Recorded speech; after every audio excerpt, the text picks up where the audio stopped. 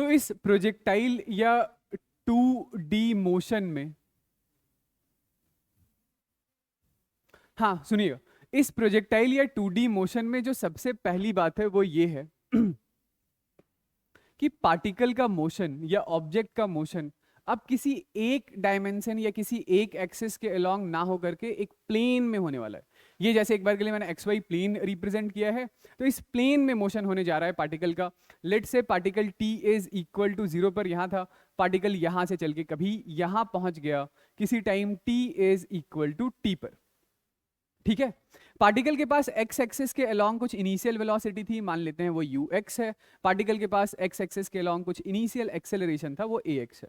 Particle के पास initial velocity y axis के अलोंग कुछ uy थी और इनिशियल एक्सेलरेशन y एक्सिस के अलोंग कुछ uy था, सॉरी ay था। किसी time t is equal to t पर, किसी time t is equal to t पर पार्टिकल के पास x एक्सिस के अलोंग की जो वेलोसिटी है वो vx है, y एक्सिस के अलोंग की जो वेलोसिटी है वो vy है। x में पार्टिकल ने जो डिस्प्लेसमेंट ट्रैवल किया है वो s अलोंग x है, और y में पार्टिकल ने जो डिस्प्लेसमेंट ट्रैवल किया है वो s अलोंग y है।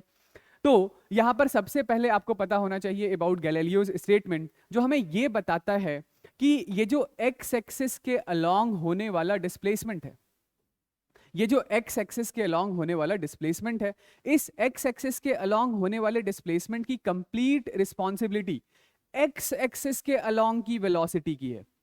ये डिस्प्लेसमेंट कभी भी y एक्सिस के अलोंग के वेलोसिटी की वजह से नहीं आया है। x एक्सिस के अलोंग का डिस्प्लेसमेंट क्यों हुआ है? क्योंकि पार्टिकल के पास x एक्सिस के अलोंग की वेलोसिटी थी।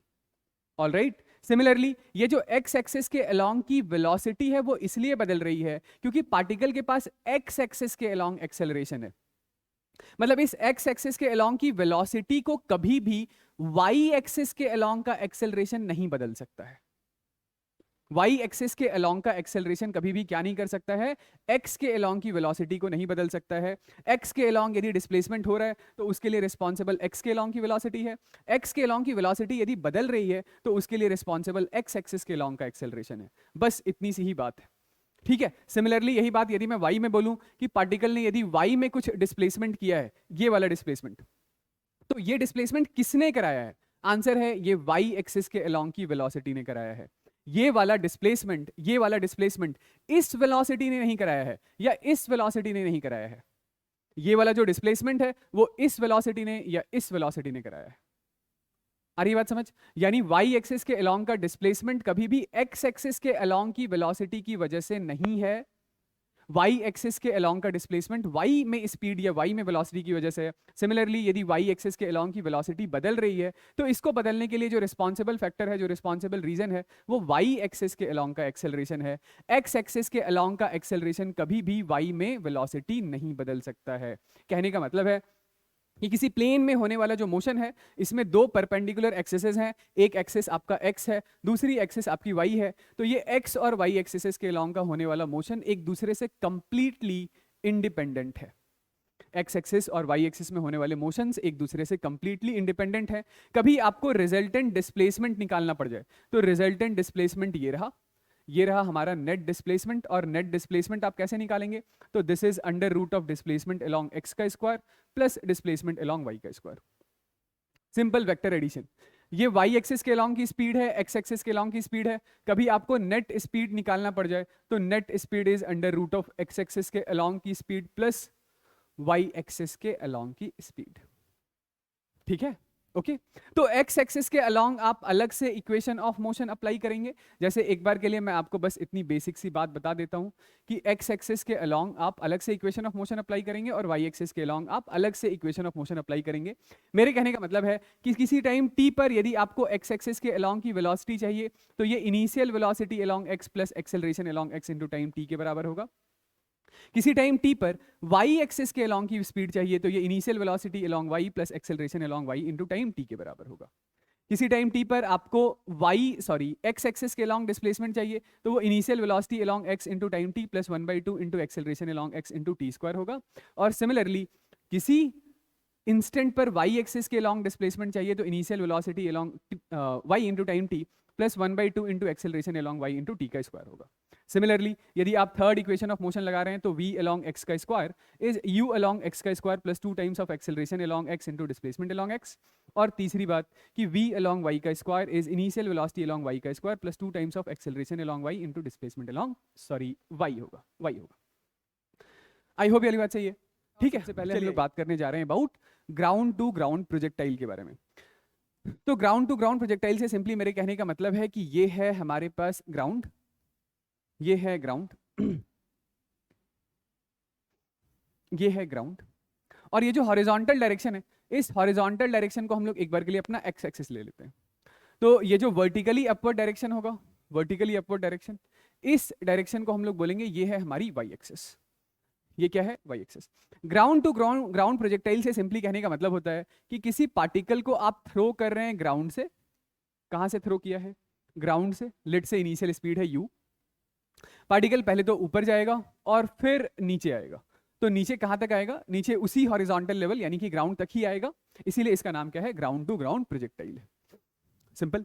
चलिए, इस पूरे प्लेन में एक्सेलरेशन सिर्फ और सिर्फ एक ही दिशा में है, अनलेस और अनटिल आपको बता दिया जाए कि कुछ विंड वगैरह ब्लो हो रहा है जिसकी वजह से एक्स में एडिशनल एक्सेलरेशन है।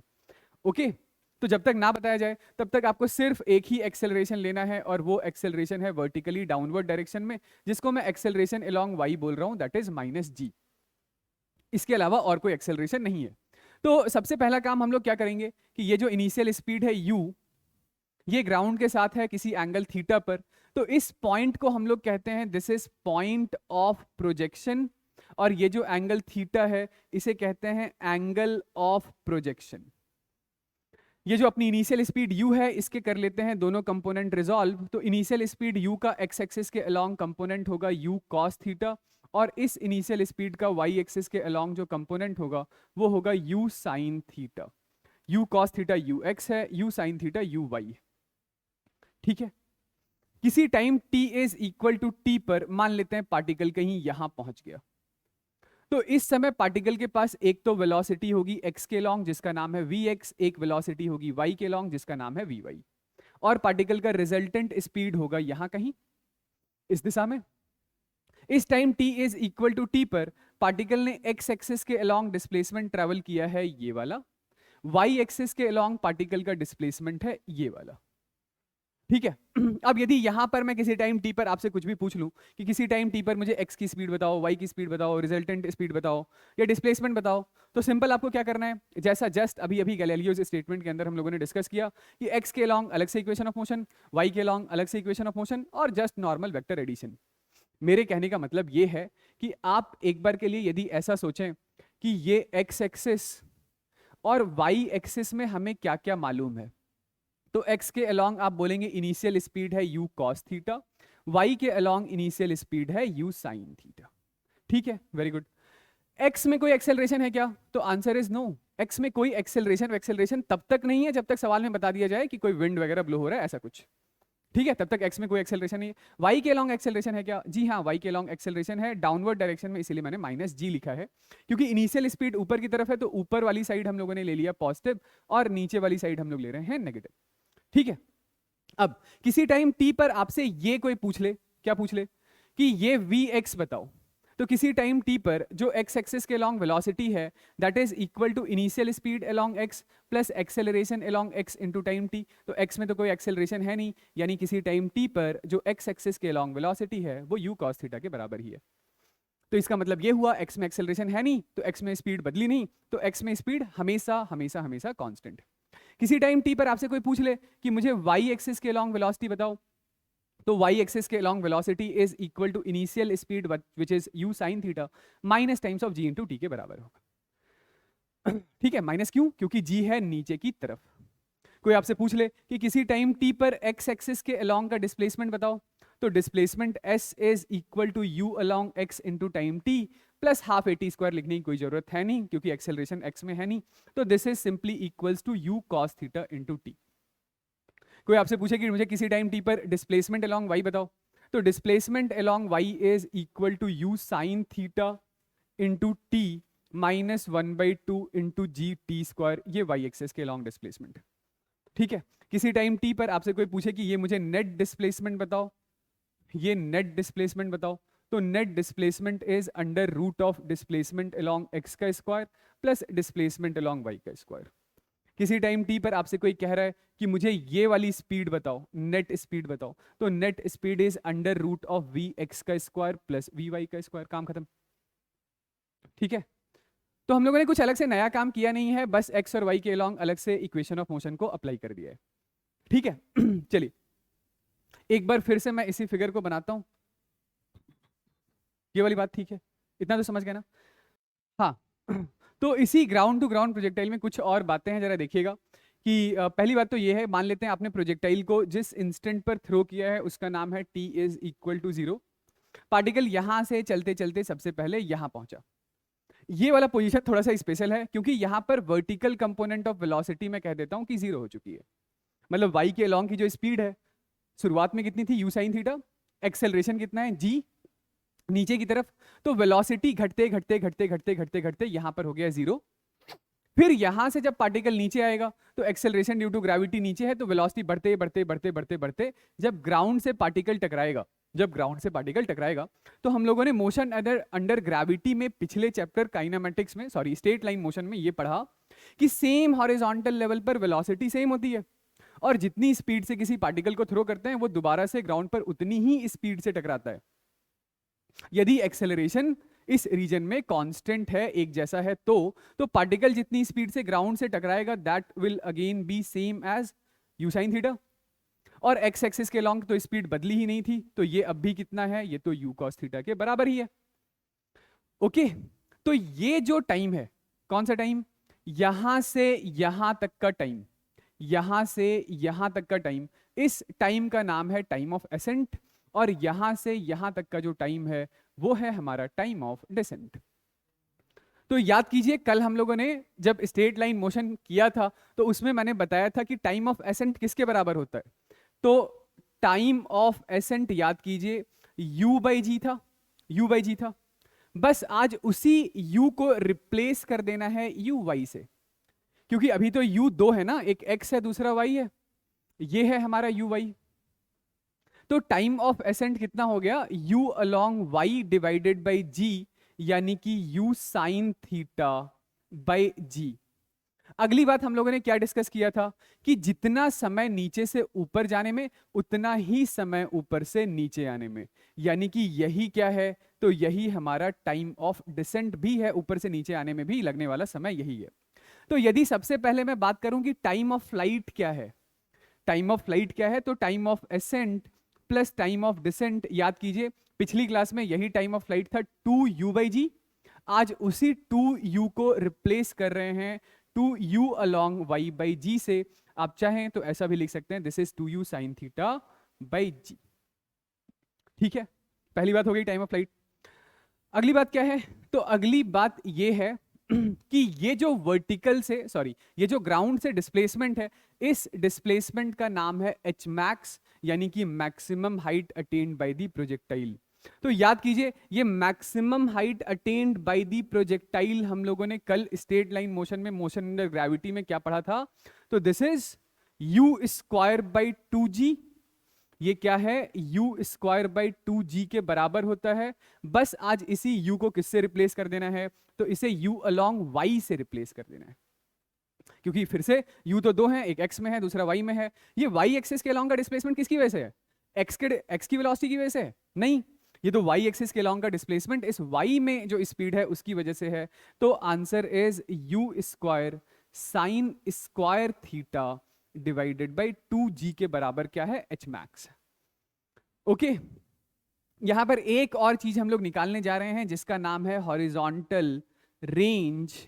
ये क्या है, रेंज। रेंज सिंपली ये होता है पॉइंट ऑफ प्रोजेक्शन से लेकर उस पॉइंट तक की दूरी जहां पर कि पार्टिकल दोबारा से ग्राउंड को स्ट्राइक कर रहा है, ये हमारा हॉरिजॉन्टल रेंज होता है। तो रेंज सिंपली क्या है, आप बोलेंगे रेंज डिस्प्लेसमेंट है एक्स एक्सिस के अलोंग का।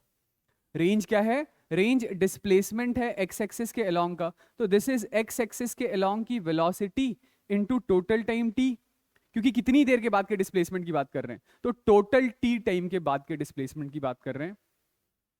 तो ये रेंज है हमारा u along x into time, हमारे पास क्या था, तो टाइम हमारे पास था 2 times of u along y by g।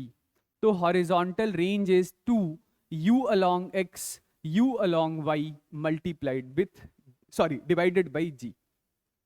ये है हमारा हॉरिजॉन्टल रेंज। इसी चीज को कुछ लोग ऐसे याद रखना पसंद करते हैं, कैसे कि ये जो हमारे पास रेंज है ये 2 ठीक है, u along x क्या है, तो ये u cos थीटा है, u along y क्या है, तो ये u sin थीटा है, डिवाइडेड बाई g। ठीक है, तो ये क्या आ गया बताइए, दिस इज इक्वल टू ये u स्क्वायर हो गया, 2 sin theta cos theta is sin 2 theta divided by g। तो रेंज एक दूसरे स्टाइल से आप चाहें तो ऐसा भी याद रख सकते हैं। जैसे ही आपने ये हॉरिजॉन्टल रेंज लिखा तो इसके कॉन्टेक्स्ट में आपको 2 और बातें ध्यान रखनी पड़ेगी। पहली बात तो ये है कि इस हॉरिजॉन्टल रेंज की मैक्सिमम वैल्यू कब आएगी, तो हॉरिजॉन्टल रेंज की मैक्सिमम वैल्यू तब आएगी जब sin 2 थीटा मैक्सिमम हो जाए। sin 2 थीटा मैक्सिमम कितना हो सकता है 1, कब, तो जब 2 थीटा हो जाए 90। 2 थीटा हो जाए 90 से मेरे कहने का मतलब है कि थीटा हो जाए 45 डिग्री, यानी जब एंगल ऑफ प्रोजेक्शन हॉरिजॉन्टल से 45 हो या वर्टिकल से भी उस समय 45 होगा, तो उसी समय हमारा हॉरिजॉन्टल रेंज होगा मैक्सिमम, और इस मैक्सिमम हॉरिजॉन्टल रेंज की वैल्यू कितनी होगी, तो that is u square by g के बराबर होगा। ठीक है, इतनी बात चाहिए। ओके, ये हॉरिजॉन्टल रेंज। दूसरी बात कि हमारे पास जैसे एक बार के लिए मैं θ1 ले लेता हूं थीटा, और एक दूसरा एंगल ले लेता हूं θ2, इसका कॉम्प्लीमेंट्री 90 माइनस थीटा। ठीक है, 2 अलग अलग एंगल पर हम लोग हॉरिजॉन्टल रेंज के बारे में बात कर रहे हैं। तो सबसे पहले θ1 थीटा है, तो रेंज R1 हो गया u square sin 2 theta by g, और दूसरा एंगल θ2 इज 90 माइनस थीटा है, तो यहां पे horizontal range is u square sin 2 times of 90 minus theta, यानी इसको मैं ऐसा लिख दूं कि this is 180 minus 2 theta by G. Sine 180 minus theta is again sine theta होता है, तो ये फिर से हॉरिजॉन्टल रेंज कितना हो जाएगा, u square sine 2 theta by g के बराबर हो जाएगा। यानी कि range R1 is same as R2 होगा। मेरे कहने का मतलब है कि हमारे पास सेम रेंज आता है 2 अलग अलग एंगल्स पर। इस पर प्रीवियस ईयर में सवाल आए हुए हैं, मैं भी करवाऊंगा। तो ये एक छोटा सा फैक्ट है, याद रखिएगा। मतलब कि जो रेंज 30 पर है वही 60 पर है, जो 15 पर है वही 75 पर है, जो 10 पर है वही 80 पर है, जो 40 पर है वही 50 पर है। ठीक है, और 45 के एंगल पर हॉरिजॉन्टल रेंज है मैक्सिमम। आई होप ये वाली बात समझ में आ रही है। ठीक है, चलिए इसके बाद नेक्स्ट हम लोग एक छोटी सी बात और कर लेते हैं, वो ये है कि प्रोजेक्टाइल में वेलोसिटी का वेरिएशन किस तरीके से होता है उसके बारे में थोड़ी बात करते हैं। तो वेलोसिटी का वेरिएशन यदि मैं बात करने जा रहा हूं, तो मेरे ऑब्वियसली मेरे कहने का मतलब क्या है, एक्स एक्सिस के अलोंग वेलोसिटी का वेरिएशन या वाई एक्सिस के अलोंग वेलोसिटी का वेरिएशन। वाई के अलोंग, क्योंकि एक्स में तो वेलोसिटी बदलती ही नहीं है। मैं ये कहना चाह रहा था कि ये हमारे पास है पॉइंट ऑफ प्रोजेक्शन, यहां से आपने थ्रो किया है किसी ऑब्जेक्ट को u स्पीड से, making some angle theta with the horizontal, particle ऐसा चल कर गया है ऐसा। तो किसी time t is equal to 0 पर आपने किया था थ्रो, और ये टाइम है कुछ t is equal to t, ये u स्पीड था। तो इनिशियल x एक्सिस के अलोंग जो स्पीड है वो u cos थीटा है, जो इनिशियल स्पीड y एक्सिस के अलोंग है वो uy is u sin theta है। किसी time t is equal to t पर पार्टिकल के पास x एक्सिस के अलोंग की स्पीड vx है और y एक्सिस के अलोंग की स्पीड vy है। ऑलराइट, तो रिजल्टेंट स्पीड जो है वो पार्टिकल का इस दिशा में कहीं है। तो x एक्सिस के अलोंग तो स्पीड डिस्कस करने का कोई मतलब ही नहीं है।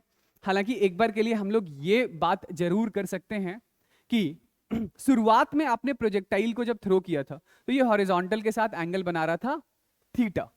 किसी टाइम t पर अब जो पार्टिकल की रिजल्टेंट स्पीड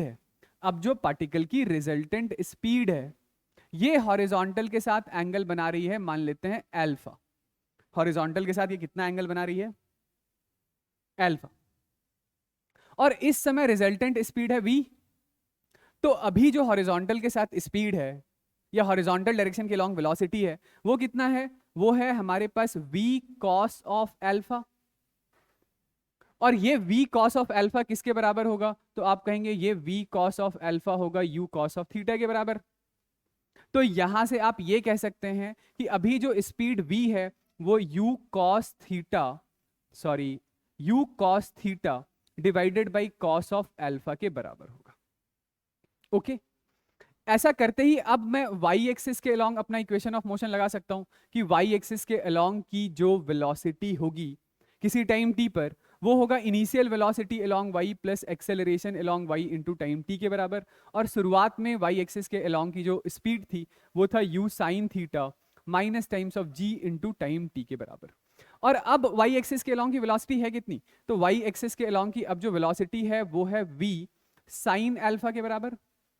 हमारे पास v का एक्सप्रेशन है, v की इस वैल्यू को उठाकर यदि मैं यहां से यहां डाल दूं तो ये हमारे पास है u cos theta upon cos of alpha into sine of alpha, this is equal to u sine theta minus times of g into T. तो यहां से आप टाइम निकाल सकते हैं, ठीक है, यहां से आप टाइम निकाल सकते हैं। लेकिन मैं फिर से कहूंगा इसको कोई रटने की जरूरत नहीं है, इसीलिए मैं एंड रिजल्ट लिख भी नहीं रहा हूं। मैं बस आपको यह समझाना चाह रहा था कि एक काम कीजिएगा कि हॉरिजॉन्टल डायरेक्शन में पहले वेलोसिटीज इक्वेट कर दीजिएगा, जैसा मैंने यहां पे किया है कि हॉरिजॉन्टल डायरेक्शन में पहले स्पीड इक्वेट कर देंगे। यहां से हमारे पास ये जो किसी टाइम t के बाद स्पीड का मैग्नीट्यूड है वो आ जाएगा। किसी टाइम t पर स्पीड का मैग्नीट्यूड आ गया तो वहां से अब हम लोग वर्टिकल कंपोनेंट के अलोंग इक्वेशन ऑफ मोशन लगा के अपना टाइम वगैरह जो भी है वो निकाल सकते हैं, ठीक है। यही टाइम पार्टिकल, सॉरी यही एंगल अल्फा, यही एंगल अल्फा पार्टिकल हॉरिजॉन्टल के साथ फिर से बनाएगा कहां? किसी दूसरे time t is equal to t dash पर।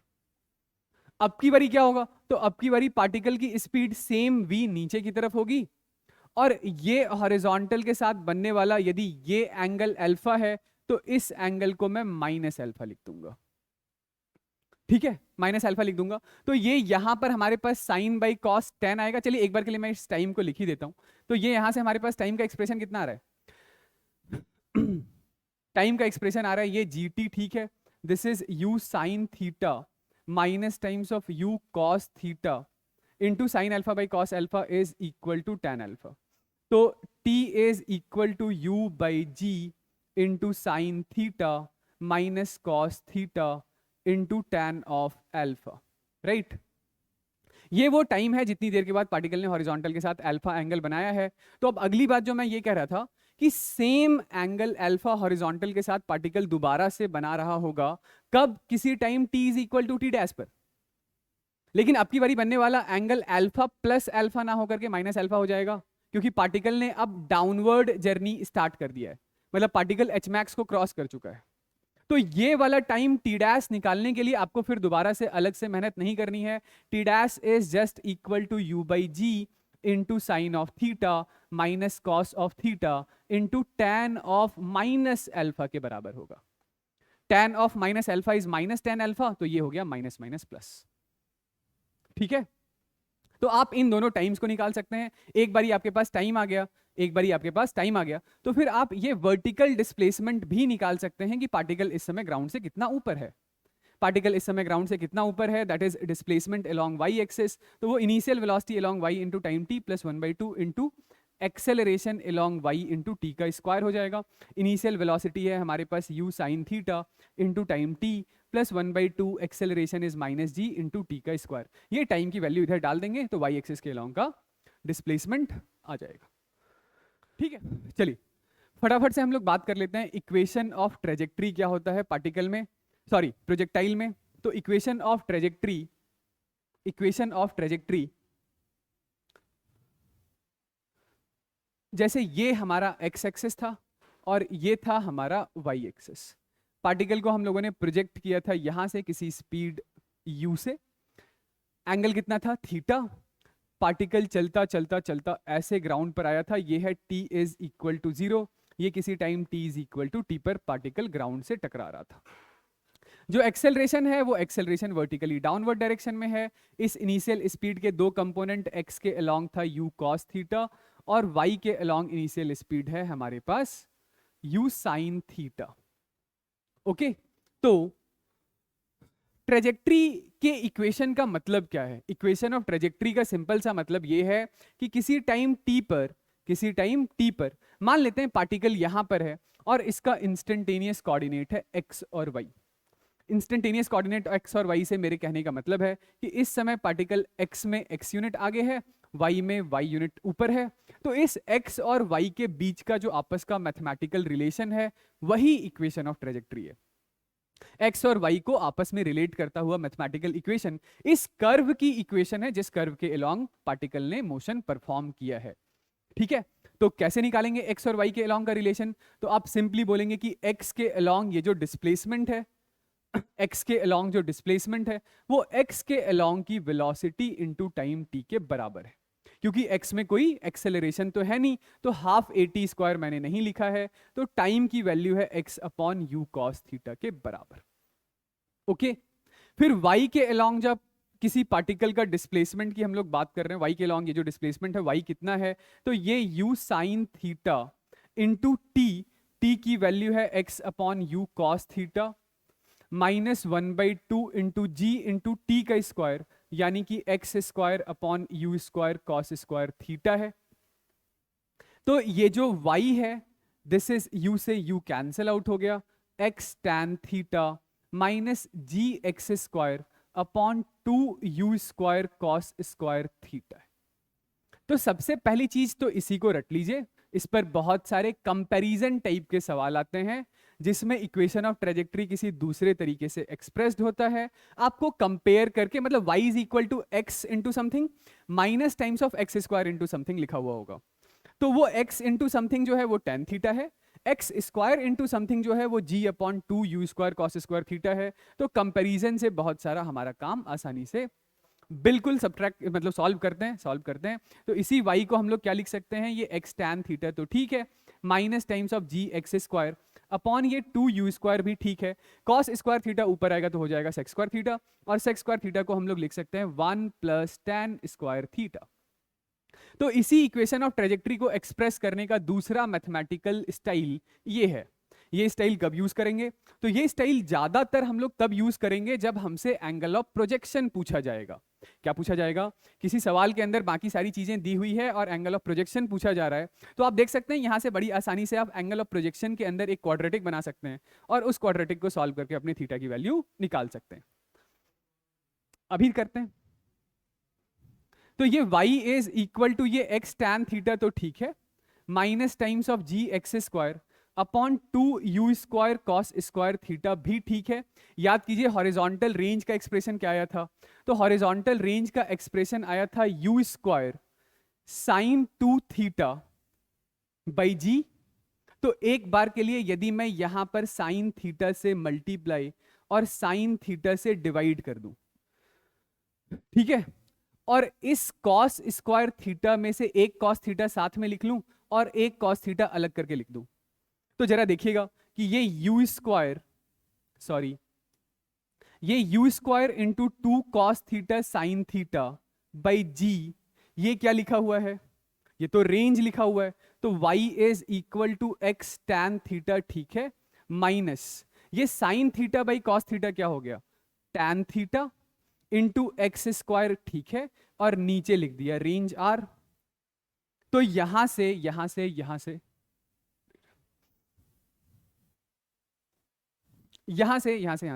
आप इस y को लिख सकते हैं, y इज इक्वल टू, एक काम कीजिए x tan थीटा तो ले लीजिए बाहर, 1 माइनस एक्स बाई आर। तो इसी इक्वेशन ऑफ ट्रेजेक्ट्री को लिखने का ये हमारा तीसरा स्टाइल है। तो यही तीन एक्सप्रेशंस हैं स्टैंडर्ड इक्वेशन ऑफ ट्रेजेक्ट्री को। हो सके तो ये तीनों एक्सप्रेशन रट लीजिए। इन तीनों एक्सप्रेशंस को रटने से आपका थोड़ा बहुत तो काम आसान हो जाएगा या थोड़ा बहुत तो समय बच जाएगा। समझ गए? प्रोजेक्टाइल का थ्योरी करवा दिया था सारा लास्ट क्लास में। चलिए ये है हमारा प्रोजेक्टाइल का पहला सवाल, फर्स्ट क्वेश्चन, ठीक है। कब का है? 2019 का सवाल है। क्या है सवाल? सवाल ये है कि body is projected at t equals to 0 with velocity of 10 metre पर second at an angle 60 with the horizontal, radius of curvature of trajectory. Formula पता है radius of curvature of trajectory का क्या होता है? Radius of curvature of trajectory का formula है v square by ji perpendicular, ये आरओसी का फॉर्मूला होता है। t is equal to 1 second पर जो रेडियस ऑफ कर्वेचर है वो हॉरिजॉन्टल रेंज के बराबर है। कितना है? हॉरिजॉन्टल रेंज के बराबर है। एयर रेजिस्टेंस हमें करना है neglect, acceleration due to gravity g की वैल्यू है 10, आपसे आर की वैल्यू पूछी जा रही है। ठीक है, सबसे पहले थोड़ा सा आइडिया लगाते हैं कि t is equal to 1 second पर पार्टिकल है कहां। यहां से आपने थ्रो किया t इज इक्वल टू 0 पर। यदि मैं टाइम ऑफ फ्लाइट की बात करूं तो टाइम ऑफ फ्लाइट है 2u sine theta by G. Time of flight कितना आ रहा है बताइए? 2, u की वैल्यू थी 10, साइन 60√3/2, जी है 10, तो ये √3 सेकेंड्स। और t is equal to 1 seconds, तो t is equal to 1 second पर पार्टिकल कहीं यहां होगा, कहीं यहां होगा। ठीक है भाई, √3 कितना होता है? 1.73, उसका आधा यहां होगा, यानी कि पार्टिकल एच मैक्स को कर चुका है क्रॉस। इस समय पार्टिकल के पास स्पीड कहीं इधर है, स्पीड कहीं इधर है। एक्सेलरेशन ड्यू टू ग्रेविटी कहाँ है? तो एक्सेलरेशन ड्यू टू ग्रेविटी है नीचे, ये जी। ऑलराइट, लेट से कि पार्टिकल इस समय जो इसकी स्पीड है वो हॉरिजॉन्टल के साथ किसी एंगल थीटा पर है। ये वाला एंगल कितना है? थीटा है। ऑलराइट, तो ये जो स्पीड है, इस स्पीड से मैं एक परपेंडिकुलर लाइन ड्रॉ कर देता हूं। ये थीटा, ये 90 माइनस थीटा, ये वाला एंगल फिर से कितना? थीटा। तो इस एक्सेलरेशन ड्यू टू ग्रेविटी का एक कंपोनेंट इधर है, this is ji cos theta, और इस एक्सेलरेशन ड्यू टू ग्रेविटी का दूसरा कंपोनेंट जी साइन थीटा इधर है। इस इंस्टेंट पर, मतलब ये टाइम है t is equal to 1 second का, तो इस इंस्टेंट पर जो रेडियस ऑफ कर्वेचर है this is v square by ji perpendicular, यानी कि जी कॉस थीटा के बराबर है। ये वाली बात सही है? तो अब अगला काम हमारा क्या है? दो चीजें हमें ढूंढनी होगी, पहले तो थीटा की वैल्यू फाइंड आउट करना होगा, और दूसरा हमें फाइंड आउट करना होगा कि v की वैल्यू क्या है। v की वैल्यू क्या है? चलिए, इस v को कैसे निकालेंगे? तो v के लिए हमें चाहिए होगा vx और हमें चाहिए होगा vy। vx कितना होगा? तो आपने थ्रो किया था 10 से कितने एंगल पर? 60 डिग्री ना। तो 10 का ये वाला जो कंपोनेंट है ये है tan cos 60 यानी 1/2, तो ये तो 5 मीटर पर सेकेंड ही है, तो vx तो 5 मीटर पर सेकेंड है। vy कितना होगा? तो यहां पर जो हमारे पास vy है this is uy minus gt के बराबर होगा। uy यहां कितना था? तो यहां uy था 10 साइन 60 यानी √3/2 यानी 5, तो ये था हमारे पास 5√3 माइनस gt, g है 10, t है 1। ये ठीक है? तो इस समय पर जो हमारे पास स्पीड v है दैट इज √5 का स्क्वायर प्लस 5√3 माइनस 10 का स्क्वायर। ऑलराइट, चलिए ये तो v आ गया। अगली बात थीटा क्या है? तो थीटा हमारे पास ये v था, ये v का हॉरिजॉन्टल कंपोनेंट है vx, ये v का वर्टिकल कंपोनेंट है vy। तो यहां tan थीटा कितना है?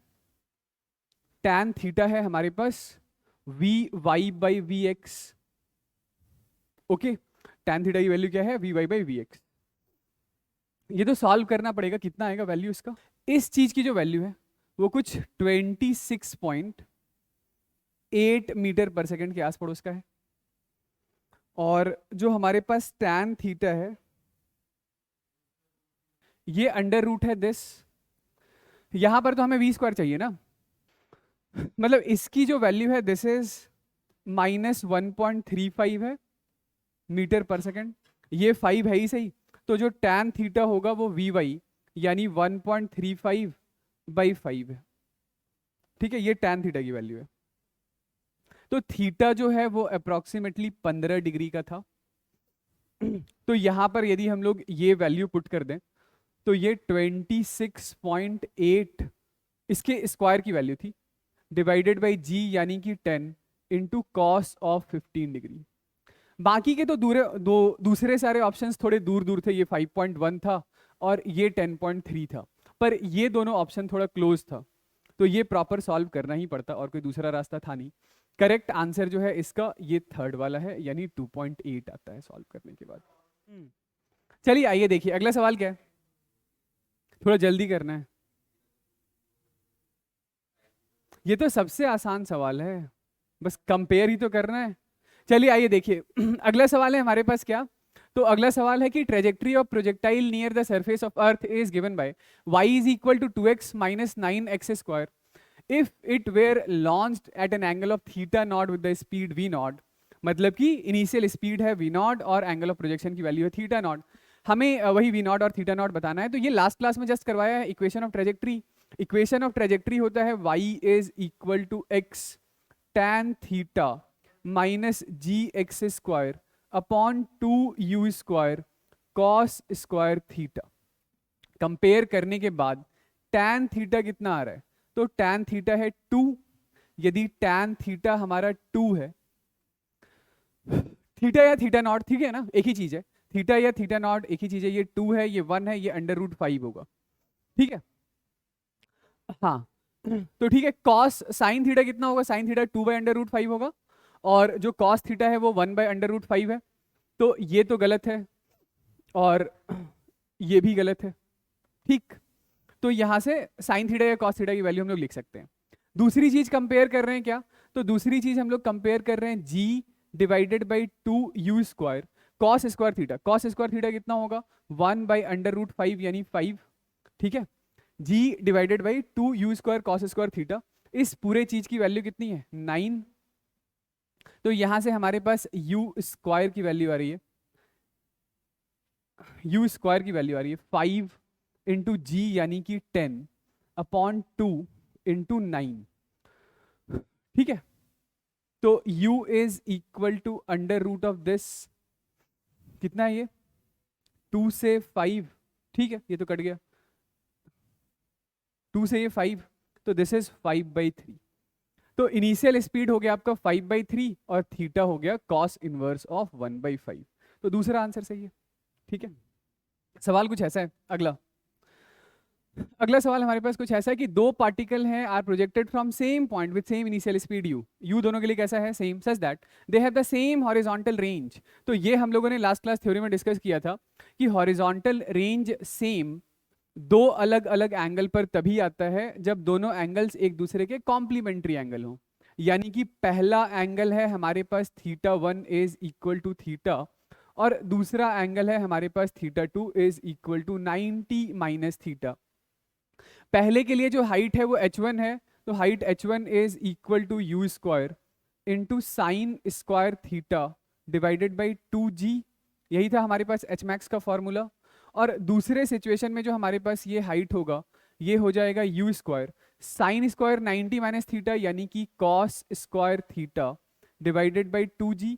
आपसे पूछा जा रहा है कि अच्छा रेंज कितना है, तो रेंज दोनों के लिए सेम है और दोनों का जो रेंज है that is u square sine 2 theta, जिसे आप लिख सकते हैं 2 sine theta into cos theta divided by g। दोनों के लिए रेंज कैसा है सेम है, तो ये h1 h2 और r के बीच का रिलेशन पूछा जा रहा है, h1 इंटू h2 का, जो ऑप्शन है वो तो ऐसे ही है। चलिए h1 इंटू h2 कितना हो गया, तो ये u raise to the power 4 into sine square theta into cos square theta divided by 2 into 2 4g square हो गया, ठीक है।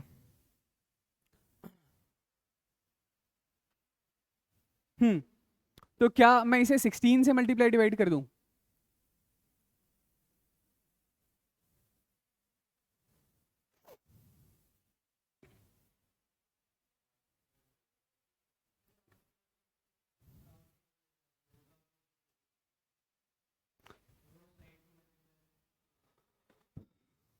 अच्छा ठीक है, वही मैं मल्टीप्लाई डिवाइड कर रहा था तो इधर ही आ जाता है ना, ठीक। ये वाली बात तो सही है कि h1 इंटू h2 ये दोनों को मल्टीप्लाई कर दिया, u raise to the power 4 sine square theta cos square theta divided by 4g, ठीक है।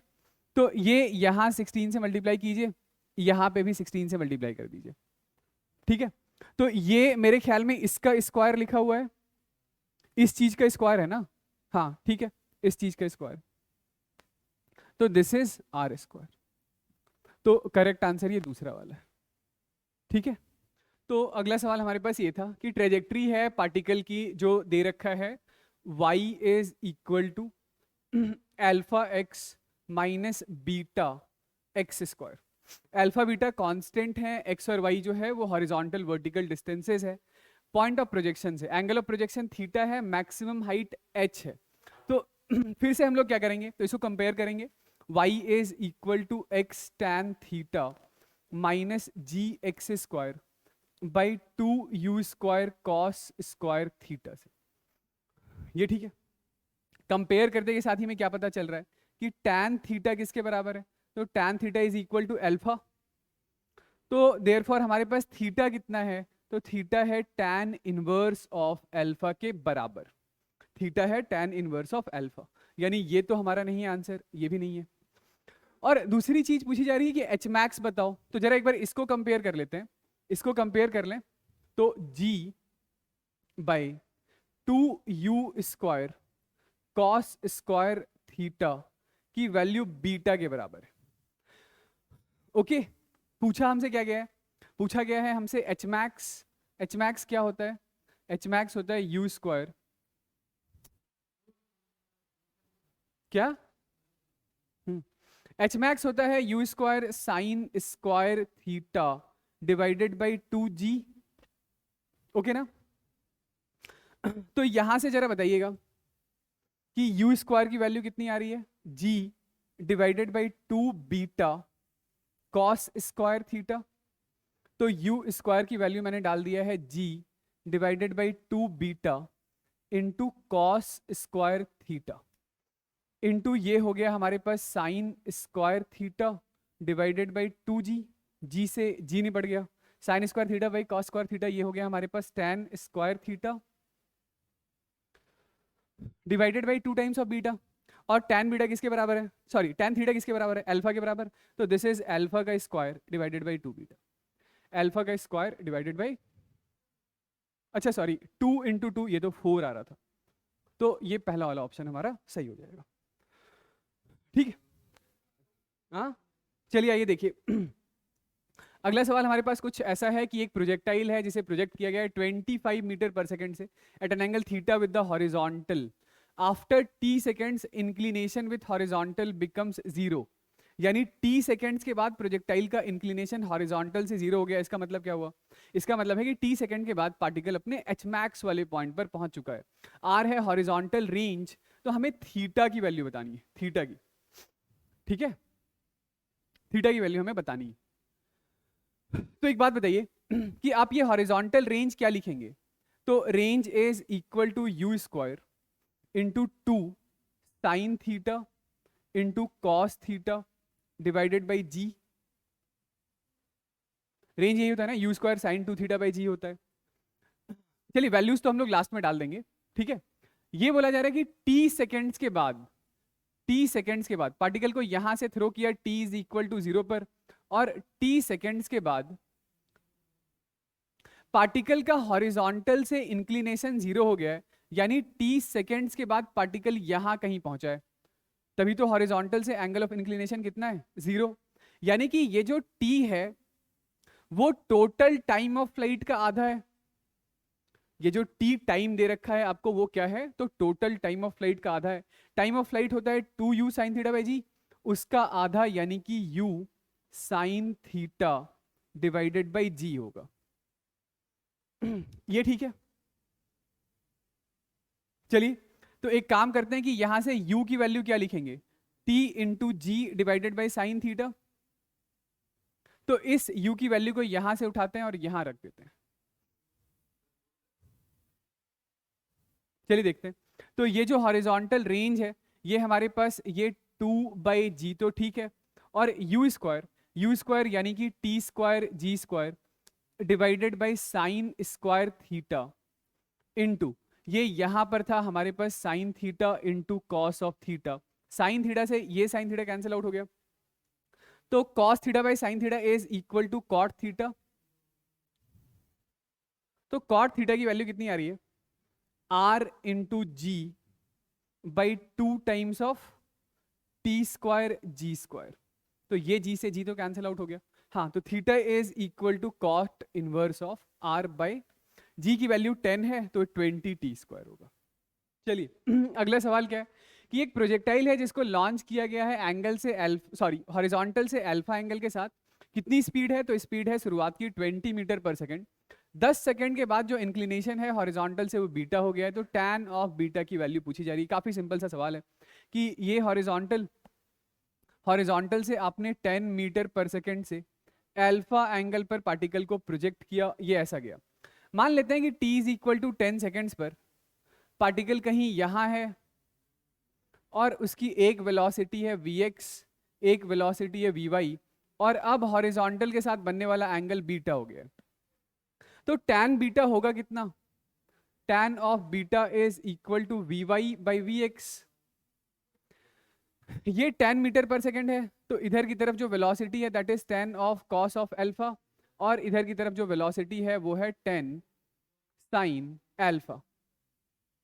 तो Vx की वैल्यू किसके बराबर है, Vx तो अब भी 10 cos अल्फा के बराबर ही होगा, और Vy की वैल्यू होगी 10 साइन अल्फा माइनस जी की वैल्यू है 10 और टाइम भी 10 सेकेंड्स यानी 100।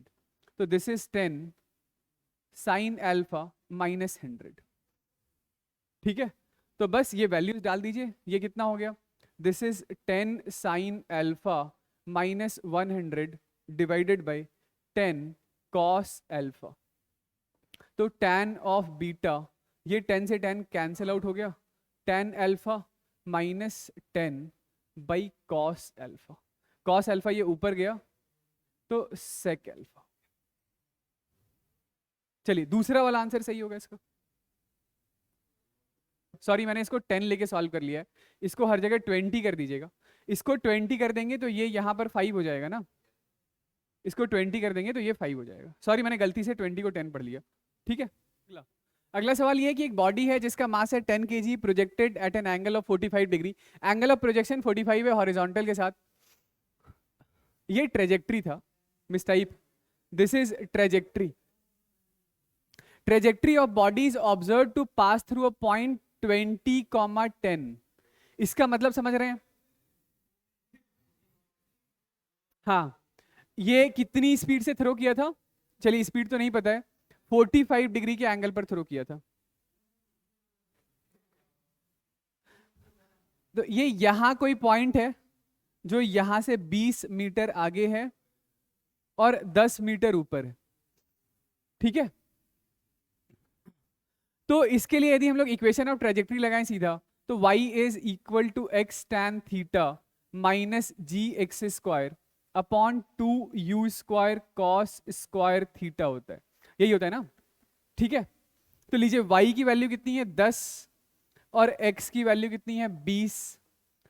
tan 45 हो गया 1 माइनस ये g 10 upon into X square 20 into 20 divided by 2 u square cos square theta यानी कि 1/2। ठीक है, ये 2 से 2 गया, तो ये हमारे पास कितना आ रहा है 4000 by you square is 20 minus 10 यानी कि 10। तो ये लीजिए u की वैल्यू आ रही है कितनी 20 मीटर पर सेकेंड। टाइम ऑफ फ्लाइट कितना है, तो time of flight is equal to 2u sine theta by g यानी 2 इंटू 20 इंटू 1/√2 बाई 10। ठीक है, तो टाइम ऑफ फ्लाइट है 2√2 सेकेंड्स। तो हमें t/2 पर अपनी कैलकुलेशन, t/√2 पर अपनी कैलकुलेशन करनी है which is equal to 2 seconds. तो t/√2 पर आपसे लीनियर मोमेंटम पूछा गया है। Linear momentum is equal to mass into velocity. तो एक काम करते हैं कि at t is equal to t/√2 seconds पर वेलोसिटी लिखते हैं। ठीक है, t/√2 की वैल्यू मैंने निकाल रखा है, ये कितना है 2 सेकेंड्स। 2 सेकेंड्स पर वेलोसिटी लिखिए, तो velocity is equal to x axis के अलॉन्ग की वेलोसिटी कितनी थी? ये है 20, तो एक्स एक्सिस के अलॉन्ग का वेलोसिटी है आपका 20 cos 45 यानी कि 1/√2। ठीक है, this much of i cap. Y axis के अलॉन्ग की वेलोसिटी t/√2 सेकेंड्स पर कितना होगा? तो जो भी इनिशियल वेलोसिटी था 20/√2 v is equal to u minus g t. G हो गया हमारे पास 10 और टाइम कितना है 2 सेकेंड्स। ये जे कैप, ये हमारे पास वेलोसिटी है कब? t is equal to t/√2 यानी कि 2 सेकेंड्स पर। और लीनियर मोमेंटम क्या होगा? तो linear momentum p is equal to mass m into velocity v। Mass था पार्टिकल का 10 kg, ठीक है। तो ये कितना हो गया? ये हो गया 200/√2, 200/√2। इसको 100 इंटू 2 लिख दें, तो इसको सीधा हम लोग लिख लेते हैं 100√2 आई कैप, ठीक है। और इसको भी 10 से मल्टीप्लाई करना पड़ेगा, माइनस ये वाली वैल्यू कितनी हो गई? 21 माइनस √2/√2 है, ये 200 है। जे कॉमन नहीं लूं? हाँ ये बताइए कितना आ रहा है? अच्छा हाँ, तो ये हमारे पास है 10√2 माइनस 20, और इसको 10 से मल्टीप्लाई कर देता हूं, यानी 100√2 माइनस 200 जे कैप। तो this is 100√2 I cap.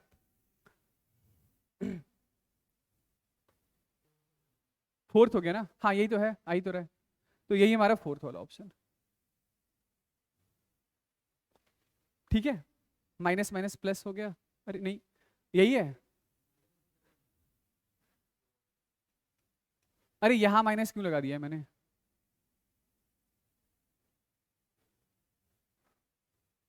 Sorry, यहां माइनस गलती से लगा दिया था। जो वेलोसिटी है वो v x i cap plus we y j cap है।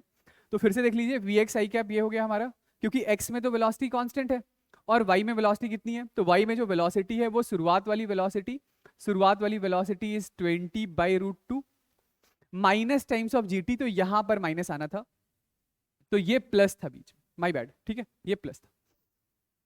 चलिए ठीक, देखिए चलिए, initial velocity in horizontal direction of a particle is unit vector i cap दे रखा है, ठीक है।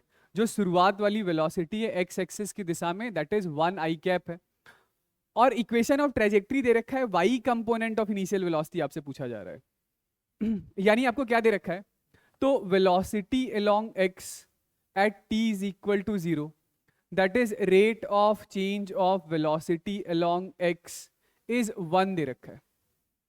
आपसे पूछा क्या जा रहा है? पूछा जा रहा है वाई एक्सिस के अलोंग की वेलोसिटी यानी dy/dt। हाँ इधर देख लीजिए, hello, y is equal to क्या लिख रहे हैं? तो y is equal to 5x minus 5x² लिख दें, ओके, डिफ्रेंशिएट कर देते हैं। तो dy/dt ही तो हमसे पूछा जा रहा है शुरुआत का, this is equal to 5, x का differentiation is dx/dt minus 5, x² का डिफ्रेंसिएशन 2x इंटू dx/dt, ठीक है। तो आंसर इज ये 5। शुरुआत में कहने का मतलब है बिल्कुल इनिशियल पोजीशन, यानी x इज इक्वल टू 0 पर, तो ये x इज इक्वल टू 0 पर ये वाला टर्म तो 0 हो गया, dx/dt 1 है, तो वेलोसिटी अलोंग y शुरुआत में कितना है? 5 j कैप।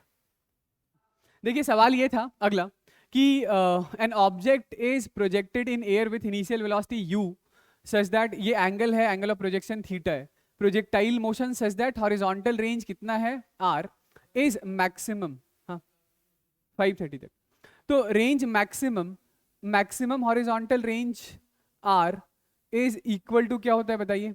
वैसे तो रेंज का फॉर्मूला u² sin 2θ/g होता है, मैक्सिमम के लिए थीटा होना चाहिए 45 डिग्री का, तो sin 2θ हो गया हमारा 1/g। Another object is projected in air with horizontal range half of the range of first object, मतलब इसका half, initial velocity remains same in both the case, value of angle of projection at which the second object is projected, ठीक है। तो जो दूसरा object है, जो हमारा दूसरा ऑब्जेक्ट है, तो फर्स्ट ऑब्जेक्ट था, जो सेकेंड ऑब्जेक्ट था उसके लिए थीटा कुछ होगा, वही हमें ढूंढना है। और इसका आधा हॉरिजॉन्टल रेंज है उसका, इसका आधा हॉरिजॉन्टल रेंज है, यानी कि r/2, यानी कि u square by 2g is equal to, आप लिखेंगे u square sine of 2 theta divided by g। तो ये u square g cancel out हो गया, यानी साइन 2 थीटा कितना है, साइन 2 थीटा है 1/2। तो ये 2 थीटा आपका 30 डिग्री भी हो सकता है या 150 डिग्री भी हो सकता है। तो थीटा आपका 15 डिग्री भी हो सकता है या 75 डिग्री भी हो सकता है। ठीक है।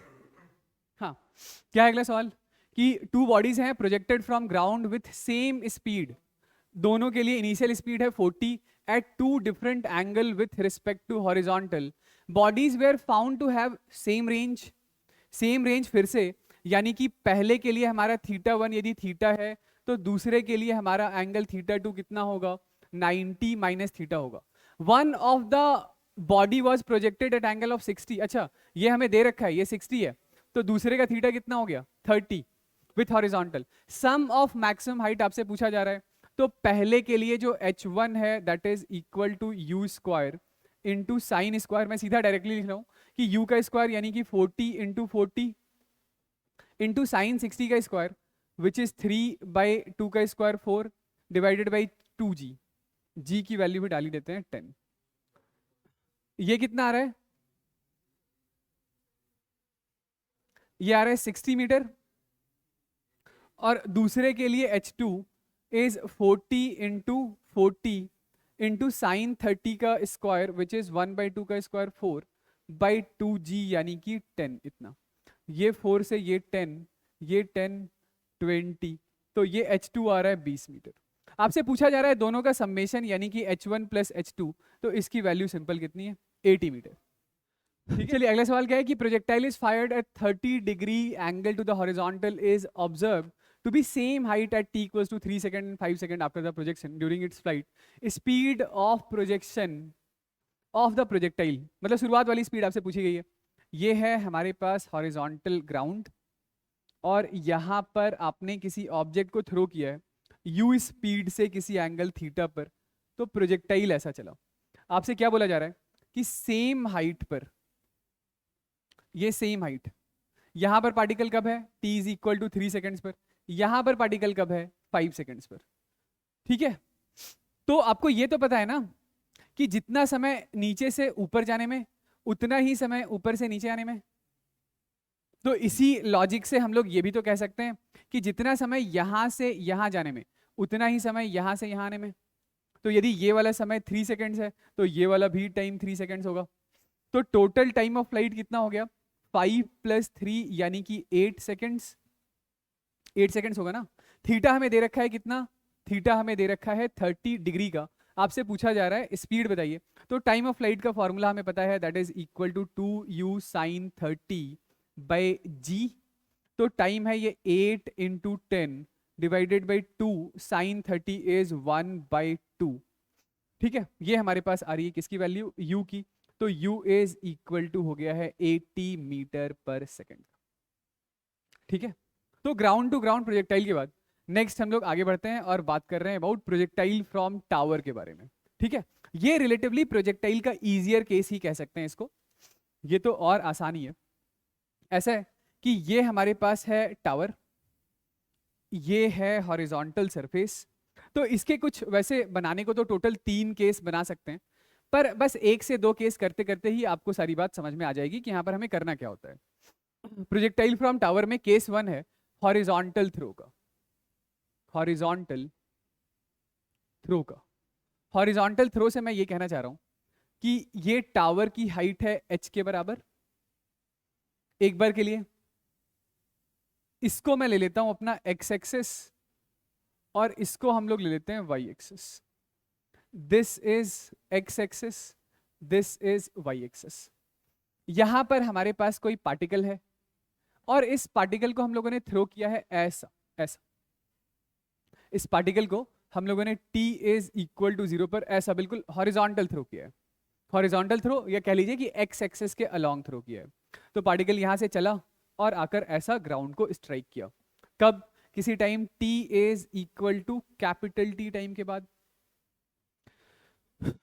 ठीक है, तो सबसे पहली बात कि ये कैपिटल T ही हमारा क्या है, तो this is time of flight.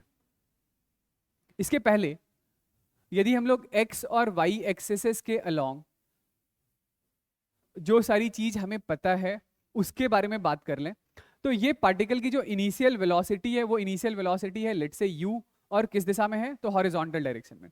यानी x एक्सिस के अलोंग पार्टिकल के पास इनिशियल स्पीड है u के बराबर, और y एक्सिस के अलोंग पार्टिकल के पास कोई भी इनिशियल स्पीड नहीं है, क्योंकि हम लोगों ने थ्रो ही हॉरिजॉन्टली किया है। ओके, x एक्सिस के अलोंग पार्टिकल के पास कोई एक्सेलरेशन है क्या, तो जवाब है नहीं। तब तक एक्सेलरेशन नहीं है जब तक कोई विंड या फिर कोई दूसरा फैक्टर सवाल के अंदर ना आ जाए। y एक्सिस के अलोंग एक्सेलरेशन है क्या, यस, y एक्सिस के अलोंग वर्टिकली डाउनवर्ड डायरेक्शन में एक्सेलरेशन है जिसकी वैल्यू है g के बराबर। अब किसी time t is equal to t पर मान लेते हैं पार्टिकल यहां है, किसी time t is equal to t पर पार्टिकल यहां है, उस समय इसके पास x में वेलोसिटी है vx, y में वेलोसिटी है vy। उस समय तक पार्टिकल x में आगे आ चुका है, डिस्प्लेसमेंट अलोंग x है x, और y में पार्टिकल नीचे आ चुका है y यूनिट के बराबर। तो ये जो सारी चीजें हैं वो सब कुछ आप आसानी से कैलकुलेट कर सकते हैं जस्ट x और y एक्सिस के अलोंग अलग अलग से इक्वेशन ऑफ मोशन लगाकर। जैसे x के अलोंग वेलोसिटी चाहिए, तो वो तो शुरुआत में जो इनिशियल वेलोसिटी है x में बस उतना ही होगा, क्योंकि x में तो कोई एक्सेलरेशन है नहीं। इसी तरीके से जब आपको y एक्सिस के अलोंग वेलोसिटी चाहिए होगा किसी टाइम t पर, तो वो initial velocity along y minus times of g into time t के बराबर होगा। लेकिन y में कोई इनिशियल वेलोसिटी है नहीं, तो this is just equal to g into t के बराबर होगा।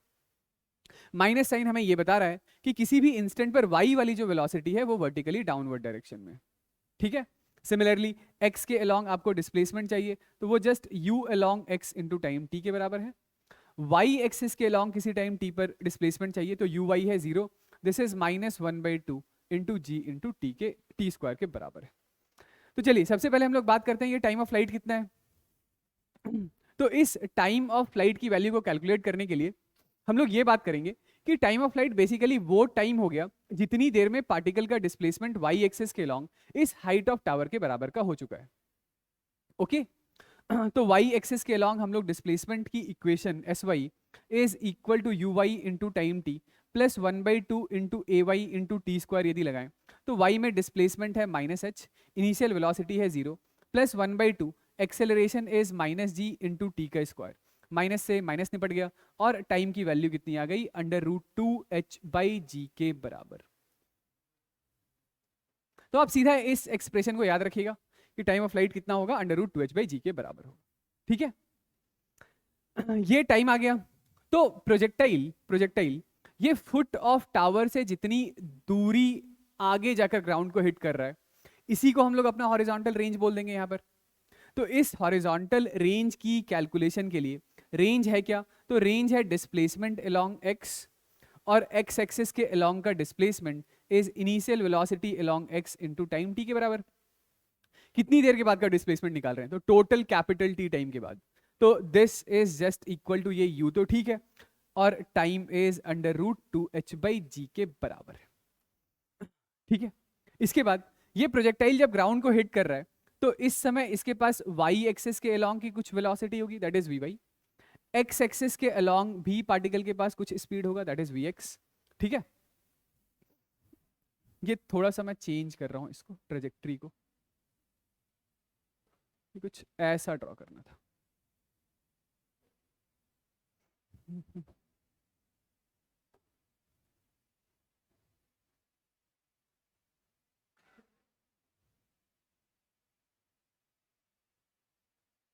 ये रेंज है, यहां पर x में वेलोसिटी है vx, y में वेलोसिटी है vy, और ये रिजल्टेंट स्पीड है v नेट। ओके, ये रिजल्टेंट स्पीड है v नेट, ये x। हाँ, तो यदि आपसे ये पूछा जाए कि पार्टिकल कितनी स्पीड से ग्राउंड को टकरा रहा है, वो वाली वैल्यू बताइए, मतलब फाइनल स्पीड की वैल्यू बताइए, या पार्टिकल ग्राउंड से कितने एंगल पर टकरा रहा है, ये एंगल क्या है, ये एंगल क्या है, ये एंगल थीटा बताइए। तो इसके लिए जो फाइनल स्पीड है वी नेट, वो वी नेट कितना होगा, तो वी नेट होगा under root of we x का स्क्वायर प्लस वी वाई का स्क्वायर। तो x में आपको पता है कि x में तो स्पीड चेंज हो नहीं रही है, वो तो u के बराबर ही होगा क्योंकि x में कोई एक्सेलरेशन नहीं है। हाँ, ये y में स्पीड कितना होगा, तो we y is equal to, शुरुआत में वेलोसिटी है 0 minus times of g into ये पूरा टाइम जिसे टाइम ऑफ फ्लाइट कह रहे हैं, और इसकी वैल्यू है under root 2h by g के बराबर। तो वी वाई का एक्सप्रेशन है minus times of under root 2gh के बराबर। ओके, तो हमारे पास जो फाइनल स्पीड है this is under root of we x का स्क्वायर यानी कि u का स्क्वायर, और वी वाई का स्क्वायर यानी कि 2 इंटू जी इंटू एच के बराबर है। ठीक है, माइनस साइन अगेन हमें बस यही बता रहा है कि जो y वाली वेलोसिटी है फाइनल, वो डाउनवर्ड डायरेक्शन में। यदि आपको ये निकालना हो एंगल थीटा, जितने एंगल पर प्रोजेक्टाइल ग्राउंड से टकरा रहा है, तो ये टैन थीटा कितना होगा, तो tan theta is equal to v y by v x, यानी कि टैन थीटा का एक्सप्रेशन है हमारे पास v y is under root 2gh और वी एक्स इज यू। ठीक है, ये केस 1 वाली बात सही है, सबसे आसान केस तो यही है, केस 1 ही हमारा सबसे आसान केस है। देखिए, इसके अलावा केस 2 या केस 3 हम लोग एक ही बार में कर लेते हैं। देखिए, प्रोजेक्टाइल फ्रॉम टावर का केस 2, इसमें हम लोग बात करने जा रहे हैं ऐसा, इसके लिए कोई फॉर्मूला मैं डिराइव नहीं कर पाऊंगा, मतलब करने का तो हम लोग कर सकते हैं, पर वो याद रखने की कोई जरूरत नहीं है, याद रखने की कोई जरूरत नहीं है। ये है हमारे पास टावर जिसकी हाइट है h, और यहां से हम लोग एक बार के लिए ये वाला एंगल, सॉरी इसे x बोल देते हैं और इसे कह देते हैं y, ये है x axis and this is y axis. यहां से आपने किसी पार्टिकल को ऐसा थ्रो किया है इनिशियल स्पीड u से, और ये एंगल आपका थीटा है, ये वाला एंगल कितना है, थीटा है। ठीक है, प्रोजेक्टाइल यहां से ऐसा चला,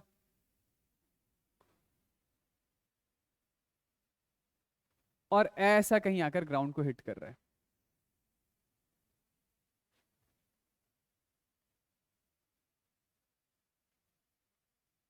ऐसे कहीं प्रोजेक्टाइल आकर के ग्राउंड को हिट कर रहा है। ठीक है, चलिए, तो ये हमारे पास जो इनिशियल वेलोसिटी u है, इसके दोनों कंपोनेंट कर लेते हैं रिजॉल्व। तो u का एक कंपोनेंट u cos थीटा इस दिशा में है विच इज ux, और इस u का एक दूसरा कंपोनेंट वर्टिकली अपवर्ड डायरेक्शन में है जो कि u sin थीटा के बराबर है। एक्सेलरेशन, तो एक्सेलरेशन सिर्फ और सिर्फ वर्टिकली डाउनवर्ड डायरेक्शन में है जिसकी वैल्यू g के बराबर है। ओके तो पिछले केस और इस केस में बस डिफरेंस इतना सा है, डिफरेंस बस इतना सा है कि यहां पर u अलोंग x की वैल्यू अब बदलकर हो चुकी है u cos थीटा, और u अलोंग y जो पिछले सिचुएशन में 0 था, वो वर्टिकली अपवर्ड डायरेक्शन में होने की वजह से इसे लिख रहे हैं u sin theta. Acceleration x में अब भी नहीं है, और y में एक्सेलरेशन अब भी कांस्टेंट है वर्टिकली डाउनवर्ड डायरेक्शन में माइनस g के बराबर। ठीक है, तो आपने ग्राउंड टू ग्राउंड प्रोजेक्टाइल में जो अपनी सारी कैलकुलेशन करी थी, वो t इज इक्वल टू 0 से यहां तक के लिए किया था। इस टाइम को एक बार के लिए मैं t डैश बोल देता हूं। ठीक है, ये जो हाइट है, इस हाइट को हम लोग एक बार के लिए h डैश बोल देते हैं, और ये जो चीज है इसका नाम एक बार के लिए r डैश रख देते हैं। तो ये तीनों एक्सप्रेशंस हमें बकायदा पता है, हमें t डैश की वैल्यू पता है, हमें h डैश की वैल्यू पता है, और हमें r डैश की भी वैल्यू पता है जो हम लोगों ने ग्राउंड टू ग्राउंड प्रोजेक्टाइल में कर रखा है। ठीक है, यदि आपको ये टोटल टाइम ऑफ फ्लाइट निकालना हो, लेट से ये ग्राउंड को आकर के हिट कर रहा है t is equal to capital T time के बाद, या ये जो हमारा पॉइंट ऑफ प्रोजेक्शन है, सॉरी ये जो हमारा पॉइंट ऑफ प्रोजेक्शन है, और पार्टिकल जब ग्राउंड को हिट कर रहा है या यूं कह लूं कि जो फुट ऑफ टावर है और जहां पर पार्टिकल ने ग्राउंड को हिट किया है, इन दोनों के बीच का डिस्टेंस आर ले लेते हैं, आर। ठीक है, तो अभी हमें अपनी कैलकुलेशन करनी है इस टी और इस आर के लिए, क्योंकि एक बार के लिए आपको ये टी या ये आर पता चल गया, तो आप चाहें तो इसको भी कैलकुलेट कर सकते हैं। This is r minus r dash. ठीक है, तो इस टाइम ऑफ फ्लाइट की कैलकुलेशन हम लोग कैसे करेंगे? इस टाइम ऑफ फ्लाइट की कैलकुलेशन के लिए मैं सीधा बेसिक से बस सिर्फ इक्वेशन ऑफ मोशन लगाने जा रहा हूं। किस एक्सिस के अलोंग? तो वाई एक्सिस के अलोंग। कि वाई एक्सिस के अलोंग जो डिस्प्लेसमेंट है वो initial velocity along Y into time T plus 1/2 into acceleration along Y into T का स्क्वायर होगा। तो वाई एक्सिस में पार्टिकल का टोटल डिस्प्लेसमेंट कितना है? हाइट ऑफ टावर के बराबर, क्योंकि वाई में पार्टिकल पहले ऊपर गया डिस्प्लेसमेंट पॉजिटिव, फिर यहां से यहां गया तो डिस्प्लेसमेंट उतना ही नेगेटिव। तो वाई में जो टोटल डिस्प्लेसमेंट है वो हाइट ऑफ टावर के बराबर है, तो यहां हम लोग लिख रहे हैं माइनस एच। माइनस एच इसलिए क्योंकि ये ऊपर वाली साइड हम लोगों ने ले लिया है पॉजिटिव और नीचे वाली साइड है नेगेटिव। इनिशियल वेलोसिटी जो वाई में है वो है plus u sine theta into ये टोटल टाइम की बात कर रहे हैं t plus 1/2 acceleration along y is minus ji into T का स्क्वायर। ठीक है, तो यहां से यदि आप इस चीज को सॉल्व कर लें तो ये आपके पास टाइम ऑफ फ्लाइट आ जाएगा। मेरे कहने का मतलब है ये वो समय आ जाएगा जितनी देर में प्रोजेक्टाइल इस पॉइंट से चलकर इस पॉइंट तक पहुंचा है। इस पॉइंट से चलकर इस पॉइंट तक का तो टाइम आपको पता ही था, जिसको मैंने टी डैश लिख दिया है, यानी कि इस टी डैश की वैल्यू क्या है? तो this is 2u sine theta by g. तो यदि सिर्फ यहां से यहां तक का टाइम पूछ लिया जाए तो टोटल में से इस टाइम को माइनस कर दीजिएगा, ये आ जाएगा। या इतनी मेहनत आप नहीं करना चाहते हो तो इस पॉइंट पर भी आपको ये पता है कि इस पॉइंट पर भी हॉरिजॉन्टल डायरेक्शन में जो स्पीड है वो तो u cos थीटा के बराबर है, और वर्टिकल डायरेक्शन में जो स्पीड है अब वो डाउनवर्ड दिशा में है और वो u sin थीटा के बराबर है। तो आप चाहें तो बस सिर्फ यदि ये वाला टाइम आपको निकालना है, ये टाइम क्या है? ये टाइम है t माइनस टी डैश। तो आप सिर्फ इतने से रास्ते के लिए भी इक्वेशन ऑफ मोशन लगा सकते हैं कि वाई एक्सिस के अलोंग जो पार्टिकल यहां से यहां आया है, तो वाई एक्सिस के अलोंग डिस्प्लेसमेंट कितना है? हाइट ऑफ टावर के बराबर। अब इनिशियल वेलोसिटी नीचे की तरफ है तो u sine theta minus sine के साथ लिख लेंगे, डिस्प्लेसमेंट माइनस साइन के साथ लिख लेंगे, acceleration due to gravity minus sine के साथ लिख लेंगे। यानी इसी इक्वेशन में मैं सब कुछ माइनस माइनस माइनस लगा दूं तो मेरे पास ये यहां से यहां तक का टाइम आ जाएगा। इसी इक्वेशन में जैसे मैंने इनिशियल स्पीड u पॉजिटिव ले लिया है और g नेगेटिव ले लिया है, तो ये मेरे पास टोटल टाइम आएगा यहां से यहां तक का। आई होप ये बात समझ में आ रही है। ठीक है, तो चलिए ये जब वैल्यूज के साथ आपके पास सवाल आएगा तो ऐसे कोई एक्सप्रेशन बना के उसको रटने की कोई जरूरत नहीं है। ठीक है, तो इसको अलग से क्वाड्रेटिक बना के रूट बना करके वो याद रखने की जरूरत नहीं है इसकी रूट्स क्या है। वैल्यूज आएगा पुट करके आंसर निकाल लीजिएगा। ठीक है, पहली बात हो गई। दूसरा, यदि आपको ये आर निकालना है कि ये आर कितना है, तो ये आर क्या है बताइए? तो ये आर हॉरिजॉन्टल डायरेक्शन का डिस्टेंस है और हॉरिजॉन्टल डायरेक्शन का डिस्प्लेसमेंट है, which is equal to horizontal direction के अलोंग की शुरुआत की velocity u cos theta into ये टाइम t। ये टाइम t कौन सा टाइम? ये वाला टाइम, ये वाला टाइम। ओके, क्योंकि आप इस r डैश को तो आप जानते हैं, this r dash is u square sine 2 theta by g के बराबर होगा। ओके, ठीक। तो ये जो हमारा एक्सप्रेशन है this is u cos theta into t minus times of, इसको इधर लिखता हूं, ये जो एक्सप्रेशन है r minus r dash which is u cos theta into t minus u square sine square sorry u square sine 2 theta by g. ठीक है, इसी में यदि तीसरे केस में कल को आपके पास ऐसा सवाल आ जाए कि पार्टिकल को हम लोगों ने ऊपर की तरफ ना थ्रो करके नीचे की तरफ थ्रो कर रखा है, तो नीचे की तरफ जब आप थ्रो करेंगे तो उसकी वेलोसिटी का एक कंपोनेंट हॉरिजॉन्टल डायरेक्शन में और दूसरा कंपोनेंट वर्टिकली डाउनवर्ड डायरेक्शन में हो जाएगा। ओके, तो दूसरा कंपोनेंट यदि वर्टिकली डाउनवर्ड डायरेक्शन में है, फिर से लेट से कि आपको इसी टी की कैलकुलेशन करनी है, इसी टाइम ऑफ फ्लाइट की कैलकुलेशन करनी है, तो ये शुरुआत वाली वेलोसिटी भी नीचे है, you sine theta, you sine theta नीचे है, तो बस यहां पर minus you sine theta put कर देंगे, ठीक है, क्योंकि वाई एक्सिस के अलॉन्ग तभी तो डिस्प्लेसमेंट इतना ही होगा। चलिए क्या है सवाल? सवाल ऐसा है, helicopter is flying horizontally with speed v at an altitude h has to drop a food packet for a man on the ground, what is the distance of the helicopter from the man when food packet is dropped. तो ये है late से helicopter, और helicopter horizontally u speed से चल रहा है, late से यहाँ कहीं पर आदमी खड़ा है, तो ये फूड पैकेट यहाँ से चल के ऐसे आदमी तक पहुंचा। तो आपसे पूछा क्या जा रहा है, distance of helicopter from the man when food packet is dropped, यानी आपसे पूछा जा रहा है ये इस चीज की वैल्यू, ठीक। तो ये है हमारा ये तो हाइट h है ना,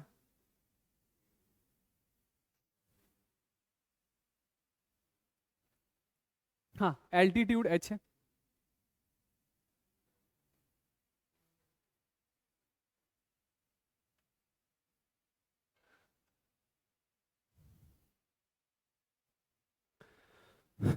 फूड पैकेट को यहां से यहां तक चलकर आने में लगने वाला समय कितना होगा, तो time is equal to under root 2h/g। तो ये वाला डिस्टेंस कितना हो गया, ये वाला distance is equal to speed into time t, x axis के लॉन्ग, तो स्पीड है u और टाइम है अंडर रूट 2h/g, ठीक है। तो ये डिस्टेंस कितना हो गया बताइए, under root of h square plus u square into 2h/g। तो ये हमारे पास ये तीसरा ऑप्शन चाहिए, ठीक है।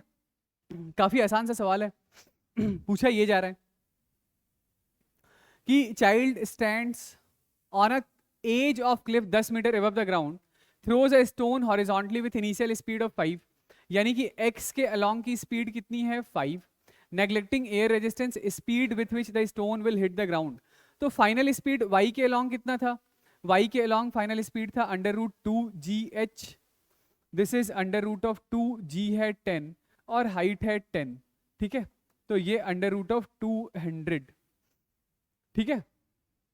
स्पीड फाइनल, तो speed final is under root of we x का square 25 plus 200 under root of 225, कितना 15 होता है ना, तो यस 15। चलिए, प्रोजेक्टाइल ऑन इंक्लाइंड प्लेन। तो इंक्लाइंड प्लेन पर प्रोजेक्टाइल के बारे में बात करने के पहले एक बेसिक बात मैं कर लेता हूं।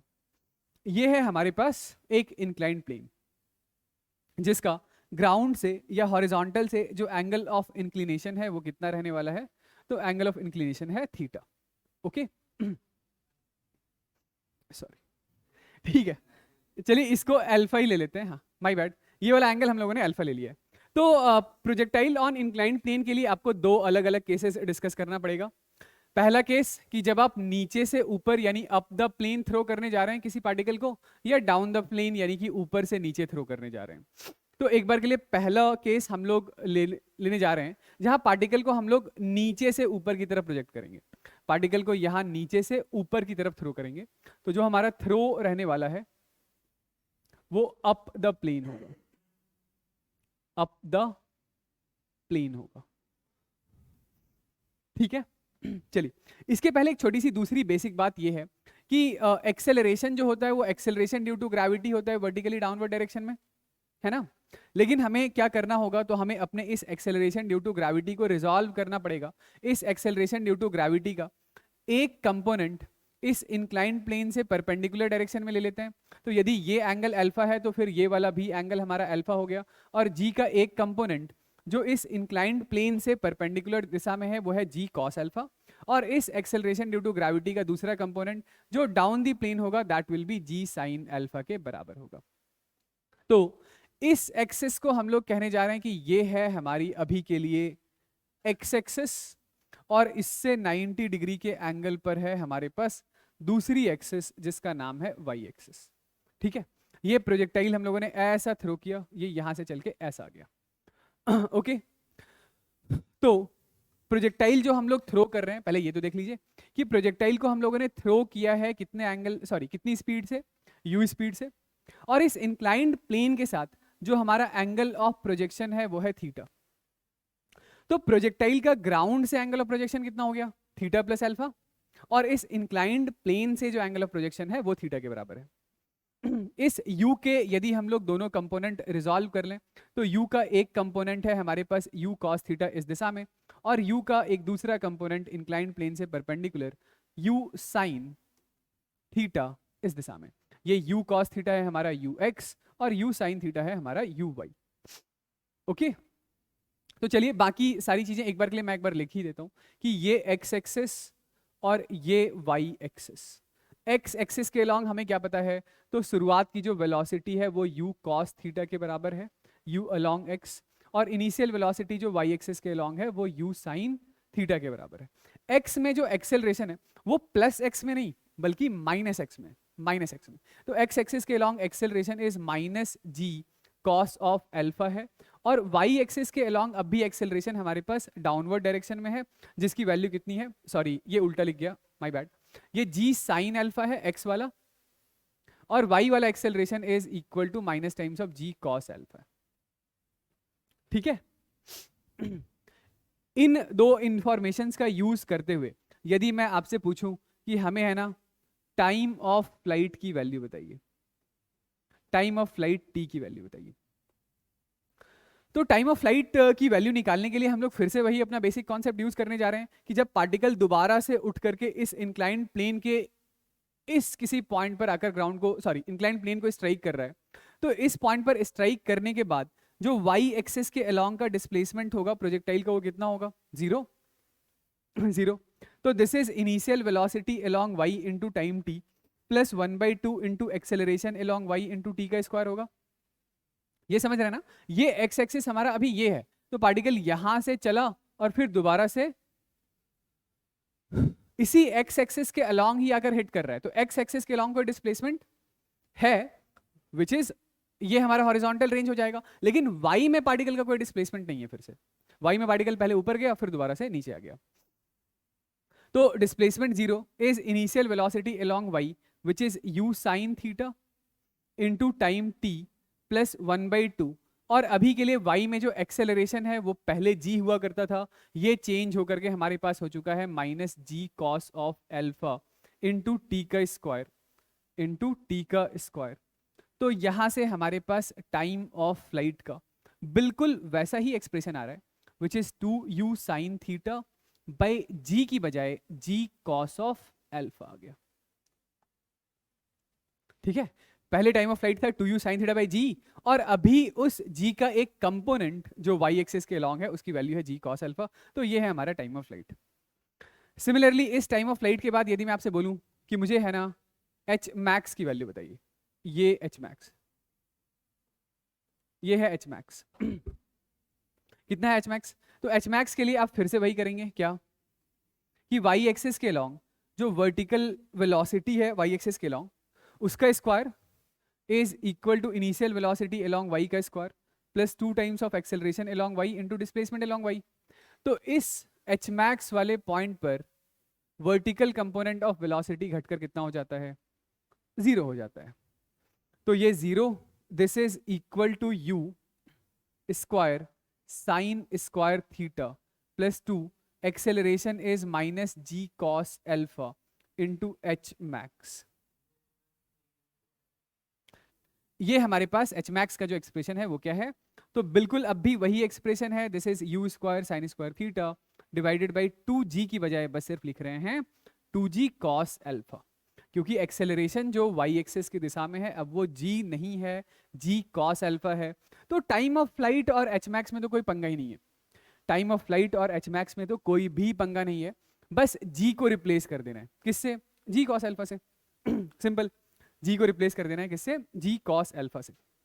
जो पंगा है वो पंगा यहां है, ये रेंज निकालने में थोड़ा सा पंगा है।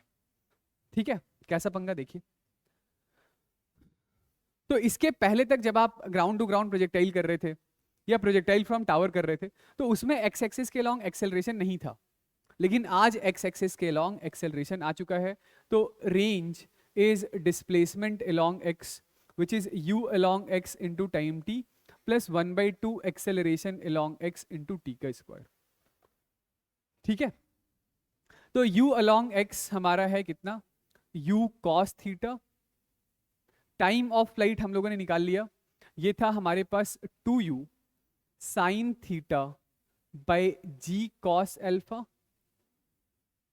प्लस 1/2 एक्स एक्सिस के अलोंग डाउनवर्ड डायरेक्शन में, ये डाउन दी प्लेन एक्सेलरेशन है, minus g sine alpha into इसका स्क्वायर, यानी 4 u square sine square theta divided by g square cos square alpha.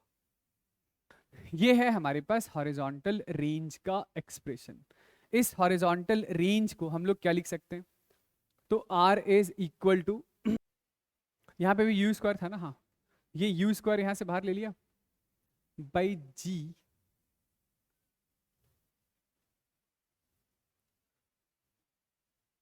Cos square alpha बाहर ले लेता हूं, हाँ साइन थीटा भी तो बाहर ले सकते हैं।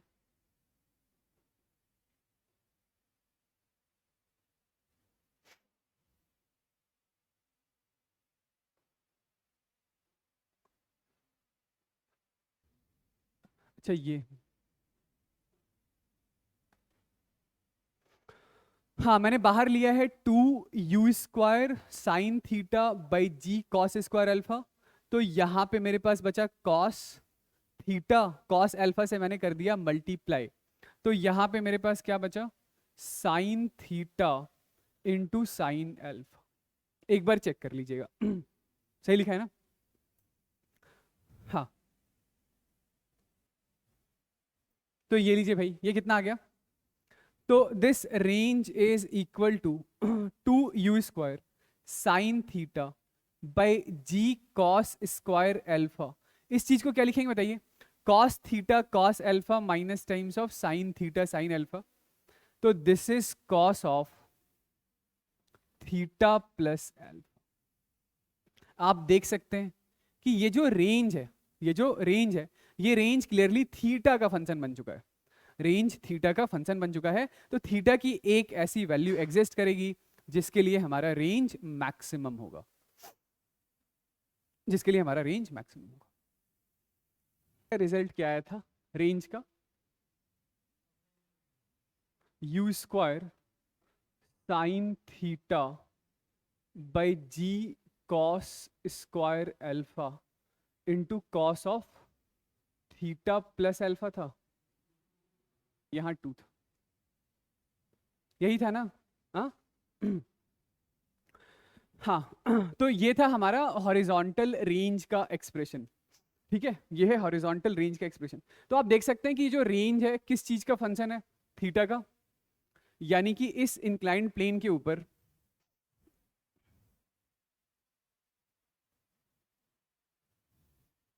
ये एंगल था हमारा अल्फा, यहां से हम लोगों ने प्रोजेक्टाइल थ्रो किया था किसी एंगल थीटा के ऊपर, इसको बोला था ये है हमारा एक्स एक्सिस, इसको बोला था ये है हमारा वाई एक्सिस। तो थीटा की अलग अलग वैल्यू के लिए जो हमारे पास हॉरिजॉन्टल रेंज की वैल्यू होगी वो अलग अलग होगी। तो थीटा की कोई ना कोई एक ऐसी वैल्यू एग्जिस्ट करेगी जिसके लिए हमारा हॉरिजॉन्टल रेंज मैक्सिमम होगा। उस मैक्सिमम हॉरिजॉन्टल रेंज के एक्सप्रेशन को निकालने के लिए सबसे पहले आपको निकालना पड़ेगा कि वो एंगल थीटा क्या है, थीटा कौन सा एंगल है जिस पर थ्रो करने पर हॉरिजॉन्टल रेंज मैक्सिमम होता है। तो उसके लिए आप करेंगे d r divided by d theta is equal to 0, है ना, d r divided by d theta is equal to 0।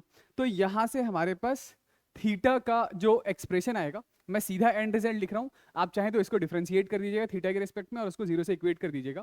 Theta की जो वैल्यू आएगी वो आएगी 45 minus alpha by 2, 45 minus alpha by 2। लेकिन हर बार आपको इसी तरीके से डिफरेंशिएट करने की जरूरत नहीं है, इसका एक ट्रिक भी है, इसका एक जुगाड़ भी है कि वो कौन सा एंगल है इंक्लाइंड प्लेन पर जिसके लिए हॉरिजॉन्टल मैक्सिमम है, सॉरी हॉरिजॉन्टल रेंज मैक्सिमम है। उसके लिए क्या करना है, तो उसके लिए आपको दो लाइन ड्रॉ करना है। कौन कौन सी लाइन सुनिएगा। पहली लाइन तो हमारी यही ये इंक्लाइंड प्लेन वाली line, this is line number 1। और दूसरी लाइन जिस दिशा में एक्सेलरेशन है, जिस दिशा में एक्सेलरेशन है उससे अपोजिट डायरेक्शन में एक लाइन ड्रॉ कर लीजिएगा। समझ गए कौन सी दो लाइन की बात कर रहा हूं। एक तो हमारे इंक्लाइंड प्लेन वाली लाइन, और दूसरी लाइन जिस डायरेक्शन में रिजल्टेंट एक्सेलरेशन है, नेट एक्सेलरेशन। तो नेट एक्सेलरेशन क्या, एक्सेलरेशन तो जी ही है, उसी को हम लोगों ने रिजॉल्व किया था।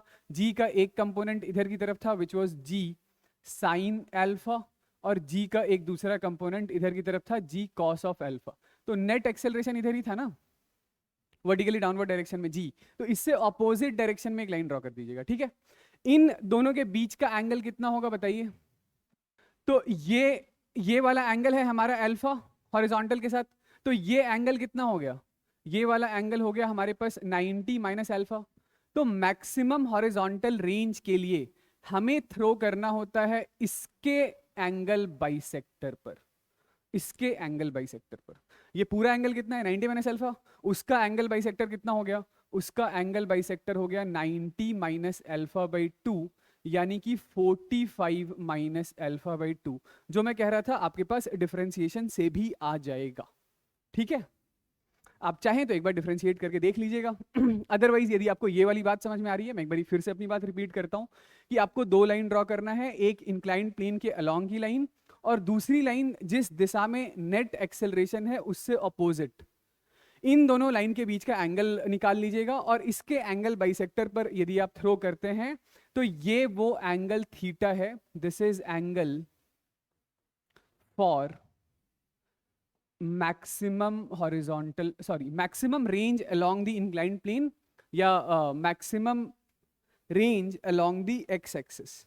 नेक्स्ट है कि इस थीटा की वैल्यू को यदि हम लोग उठाकर यहां से यहां और यहां पुट कर दें, तो जो मैक्सिमम रेंज आता है, मैक्सिमम हॉरिजॉन्टल रेंज आता है, वो u square by g 1 plus sine alpha के बराबर होता है।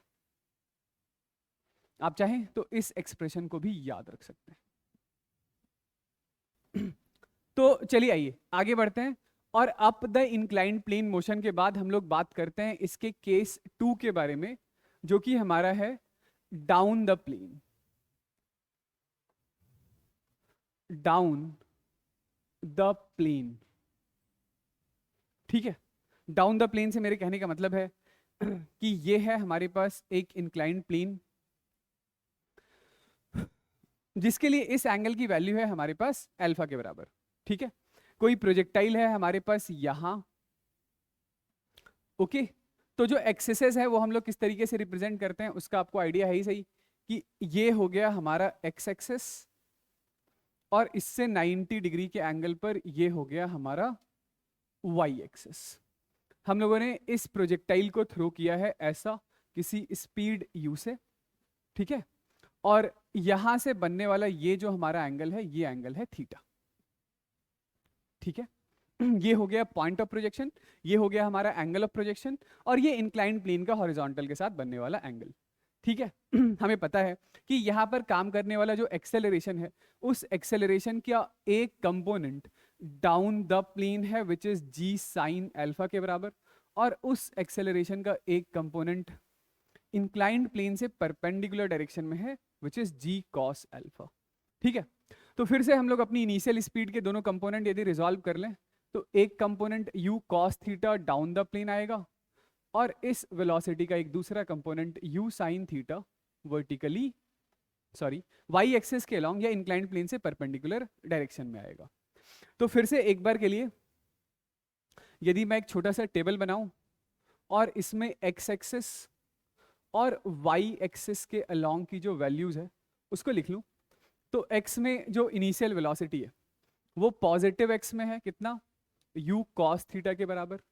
y में जो इनिशियल वेलोसिटी है वो पॉजिटिव y में है कितना, u sin थीटा के बराबर। x में जो एक्सेलरेशन है, x में एक्सेलरेशन अब की बारी पॉजिटिव x एक्सिस के लॉन्ग है, पॉजिटिव x एक्सिस के लॉन्ग है, तो एक्सेलरेशन x में है हमारे पास g sin अल्फा, और y में जो एक्सेलरेशन है वो अब भी पॉजिटिव y में नहीं बल्कि नेगेटिव y में है, और एक्सेलरेशन y में कितना है, तो minus times of g into cos of alpha के बराबर है।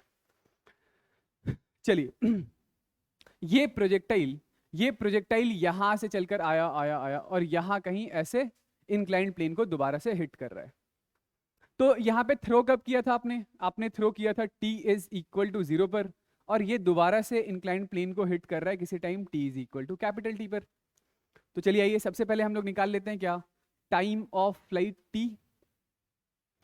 तो टाइम ऑफ फ्लाइट के लिए फिर से वही बात कि ये जो हमारी x एक्सिस है यानी इंक्लाइंड प्लेन के अलोंग की डायरेक्शन, क्या इस डायरेक्शन में कोई डिस्प्लेसमेंट हुआ है, तो आप बोलेंगे नहीं, पहले तो particle up the inclined plane गया और फिर दोबारा से घूम करके इंक्लाइंड प्लेन पर ही हिट कर रहा है। यानी कि जो डिस्प्लेसमेंट है वाई एक्सिस के लॉन्ग, अरे सॉरी मैं उल्टा बोल गया, माय बैड, इस डायरेक्शन में डिस्प्लेसमेंट की बात कर रहे हैं, वाई एक्सिस के लॉन्ग, वाई एक्सिस के लॉन्ग। एक्स में तो डिस्प्लेसमेंट हुआ है ना, यहां से यहां तक, ये रहा एक्स एक्सिस के लॉन्ग का displacement which is horizontal range. इस वाली पार्ट को फिर से समझिएगा कि ये ऐसा थ्रो किया आपने यू स्पीड से, एक्सेलरेशन और इनिशियल वेलोसिटी मैंने लिख दिया है। यदि हम लोग वाई एक्सिस के लॉन्ग की बात करें, वाई एक्सिस जो इंक्लाइंड प्लेन से 90 डिग्री के एंगल पर है, तो उसमें पहले पार्टिकल का डिस्प्लेसमेंट यहां से यहां तक में पॉजिटिव और यहां से यहां तक में नेगेटिव। तो डिस्प्लेसमेंट अलोंग वाई एक्सिस कितना है, 0। This is equal to initial velocity along Y into time T plus 1/2 into acceleration along Y into t के स्क्वायर के बराबर है।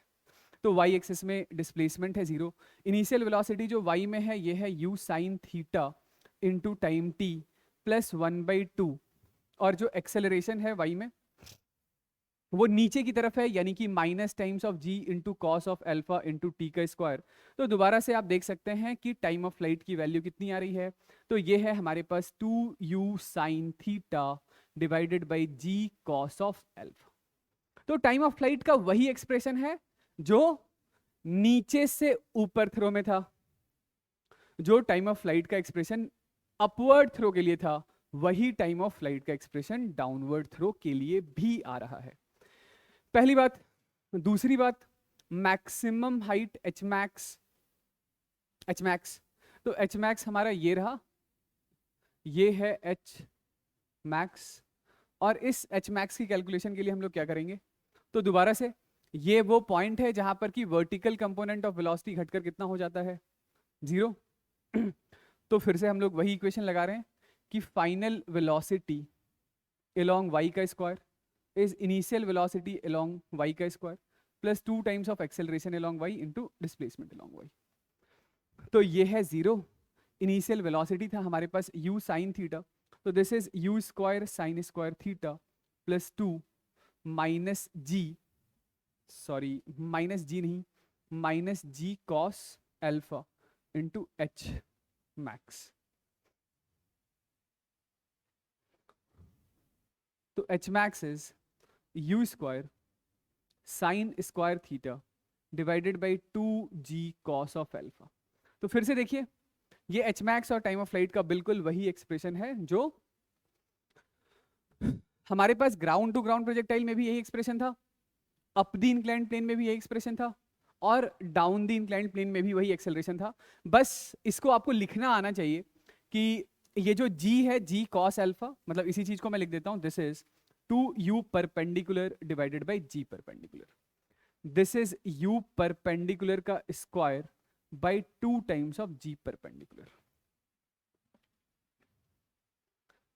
इधर मुझे थोड़ा सा स्पेस चाहिए, मैं इसको इरेज कर देता हूं ताकि हम लोग बात कर लें किस बारे में, लास्ट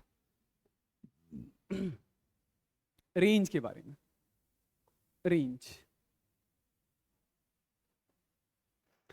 x एक्सिस के लॉन्ग का displacement is initial velocity along x into time t plus 1/2 acceleration along x into T का स्क्वायर। ये है हमारा रेंज। ठीक है, चलिए आइए वैल्यूज डाल देते हैं। तो range is equal to u along x कितना था हमारा, तो ये था u cos थीटा, और जो टाइम है टाइम वो टाइम की वैल्यू ये रही, दिस इज इक्वल टू कितना, 2u sine of theta divided by g cos of alpha plus 1/2 x axis के अलोंग एक्सेलरेशन अब की बारी पॉजिटिव है, पॉजिटिव है। बस यही डिफरेंस है। जब आप नीचे से ऊपर की तरफ थ्रो कर रहे थे तो एक्स में एक्सेलरेशन नेगेटिव था, मतलब इनिशियल वेलोसिटी से अपोजिट दिशा में था, और अब की बारी जब आप ऊपर से नीचे की तरफ थ्रो कर रहे हैं तो जिधर आपकी इनिशियल स्पीड है, इनिशियल वेलोसिटी है, उसी दिशा में एक्सेलरेशन भी है एक्स के अलोंग। तो यहां पर हम लोग लिख देंगे this is plus g sine alpha into T का स्क्वायर, यानी कि 2u sine theta divided by g cos alpha इस पूरे का स्क्वायर। तो यहां से एक काम करते हैं कि 2u sine theta by g cos square alpha ले लेते हैं बाहर, ठीक है, सॉरी ये 2u स्क्वायर ले लिया है बाहर। तो यहां पे क्या बचा हमारे पास, cos theta into cos alpha plus यहां पे बचा sine theta into sine alpha, ठीक है, ऐसा लिख सकते हैं। तो ये लीजिए range is equal to 2u square sine theta by g cos square alpha. इसको क्या लिखेंगे बताइए, cos of theta minus alpha, ठीक है। तो ये हमारे पास इस हॉरिजॉन्टल रेंज का एक्सप्रेशन। हाँ बताइए, कोई डाउट है? ठीक है, तो फिर दोबारा से वही बात कि ये जो हमारा रेंज है, ये रेंज किस चीज का फंक्शन है, तो this is function of theta. मतलब थीटा की अलग अलग वैल्यू के लिए जो इस इंक्लाइंड प्लेन के अलोंग, इस इंक्लाइंड प्लेन के अलोंग जो आने वाला हॉरिजॉन्टल रेंज है जिसका एक्सप्रेशन ये है, उसकी अलग अलग वैल्यू आएगी, ठीक है। तो फिर से दोबारा से इस रेंज की मैक्सिमम वैल्यू निकालने के लिए हम लोग क्या करेंगे, तो इसको डिफरेंशिएट करेंगे, d r by d theta is equal to 0 से इक्वेट करेंगे, ठीक है। आप चाहें तो डिफरेंशिएट करके देख लीजिएगा, मैं तो फिर से आपको वही जुगाड़ वाली बात ही बताने जा रहा हूं, ठीक है। क्या था वो जुगाड़ वाली बात? तो जुगाड़ वाली बात कुछ ऐसी थी कि आपको दो लाइन ड्रॉ करना होता है। एक लाइन हो गया आपका अपना इंक्लाइंड प्लेन के अलोंग वाला लाइन, इंक्लाइंड प्लेन के अलोंग वाली लाइन ये रही, दिस इज लाइन नंबर 1। दूसरी लाइन आपको ड्रॉ करनी होती है जिस डायरेक्शन में रिजल्टेंट एक्सेलरेशन है ना, उससे अपोजिट डायरेक्शन में। तो रिजल्टेंट एक्सेलरेशन से अपोजिट डायरेक्शन में ये रही हमारी दूसरी लाइन, ठीक है। और अगला काम क्या करना है, तो इन दोनों लाइंस के बीच का एंगल फाइंड आउट करना है, इन दोनों लाइन के बीच का एंगल फाइंड आउट करना है। तो इन दोनों लाइन के बीच का एंगल कितना होगा, तो यहां से यदि मैं एक ऐसी हॉरिजॉन्टल लाइन ड्रॉ कर दूं, ये एंगल अल्फा, तो ये वाला भी एंगल अल्फा, और ये वाला एंगल कितना 90, तो ये पूरा एंगल कितना हो गया, ये पूरा एंगल हो गया 90 प्लस अल्फा, ठीक है। Maximum range along inclined plane के लिए, maximum range along inclined plane के लिए हमें थ्रो करना होगा इस एंगल के बाइसेक्टर पर। इस एंगल के बाइसेक्टर पर से मेरे कहने का मतलब है ये वाला एंगल, और इस एंगल की वैल्यू कितनी है, तो 90 प्लस अल्फा बाई 2 यानी 45 प्लस अल्फा बाई 2। आप चाहें तो इस एक्सप्रेशन को डिफरेंशिएट कीजिए थीटा के रिस्पेक्ट में, और यहां से आपके पास थीटा की वैल्यू आ जाएगी कितनी, तो 45 प्लस अल्फा बाई 2। ये वो एंगल है जिस पर थ्रो करने पर हमें इंक्लाइंड प्लेन के लॉन्ग मिलने वाला जो रेंज है वो मैक्सिमम वैल्यू का होगा, समझ गए? और इस मैक्सिमम हॉरिजॉन्टल रेंज की जो वैल्यू होगी, this is u square by g 1 minus sine alpha के बराबर होता है, ठीक है। U square by g 1 minus sine alpha के बराबर होता है। चलिए ये देखिए, हाँ क्या है हमारा सवाल, तो सवाल कुछ ऐसा है कि plane is inclined at an angle of 30 degree, यानी अल्फा कितना है, अल्फा हमारा 30 डिग्री का है। With respect to the horizontal particle is projected with speed u, ये जो u है इसकी वैल्यू है 2 मीटर पर second, from the base of the plane making an angle theta 15 degree with respect to plane as shown in the figure. Distance from the base at which the particle hits the plane is close to, यानी ये particle यहां से चला और यहां कहीं hit किया। तो हमसे क्या पूछा जा रहा है, रेंज की वैल्यू पूछी जा रही है, रेंज की। इंक्लाइंड प्लेन के अलोंग आने वाला जो रेंज है उसी रेंज की वैल्यू पूछी जा रही है। तो रेंज के लिए आपको सबसे पहले चाहिए होगा टाइम ऑफ फ्लाइट, कि भाई t इज इक्वल टू 0 पर थ्रो किया था, कितनी देर के बाद ये पार्टिकल इंक्लाइंड प्लेन को हिट कर रहा है, तो उस टाइम का नाम है t is equal to capital T। और इस टाइम ऑफ फ्लाइट का हमारे पास एक्सप्रेशन है, this is 2u perpendicular by g perpendicular, है ना। ये जो u था हमारे पास 2, इसके दो कंपोनेंट हैं।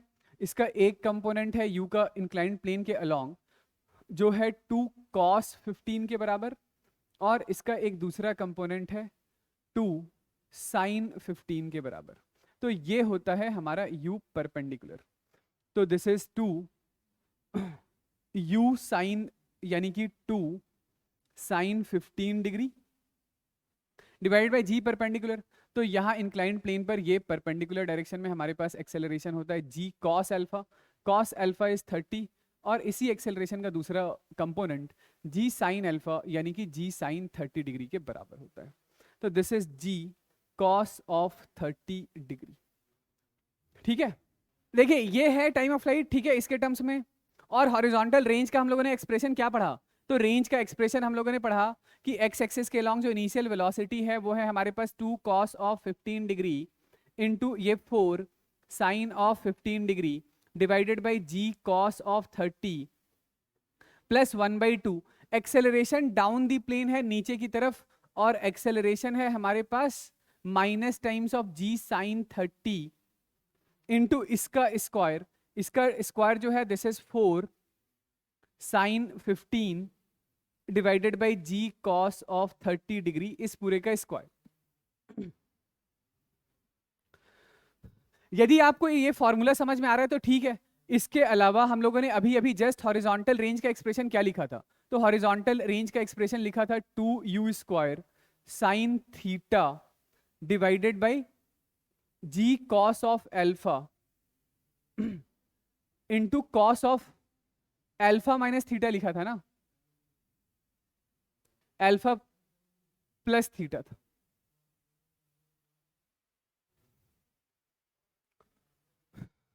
आप चाहें तो सीधा इस एक्सप्रेशन में डाल दीजिएगा, अदरवाइज आप इसको सॉल्व करना चाहें इसको सॉल्व कर लीजिएगा। सॉल्व करने के बाद आपके पास आंसर आना चाहिए 20 सेंटीमीटर के बराबर का, आंसर 20 सेंटीमीटर के बराबर का आना चाहिए। ठीक है,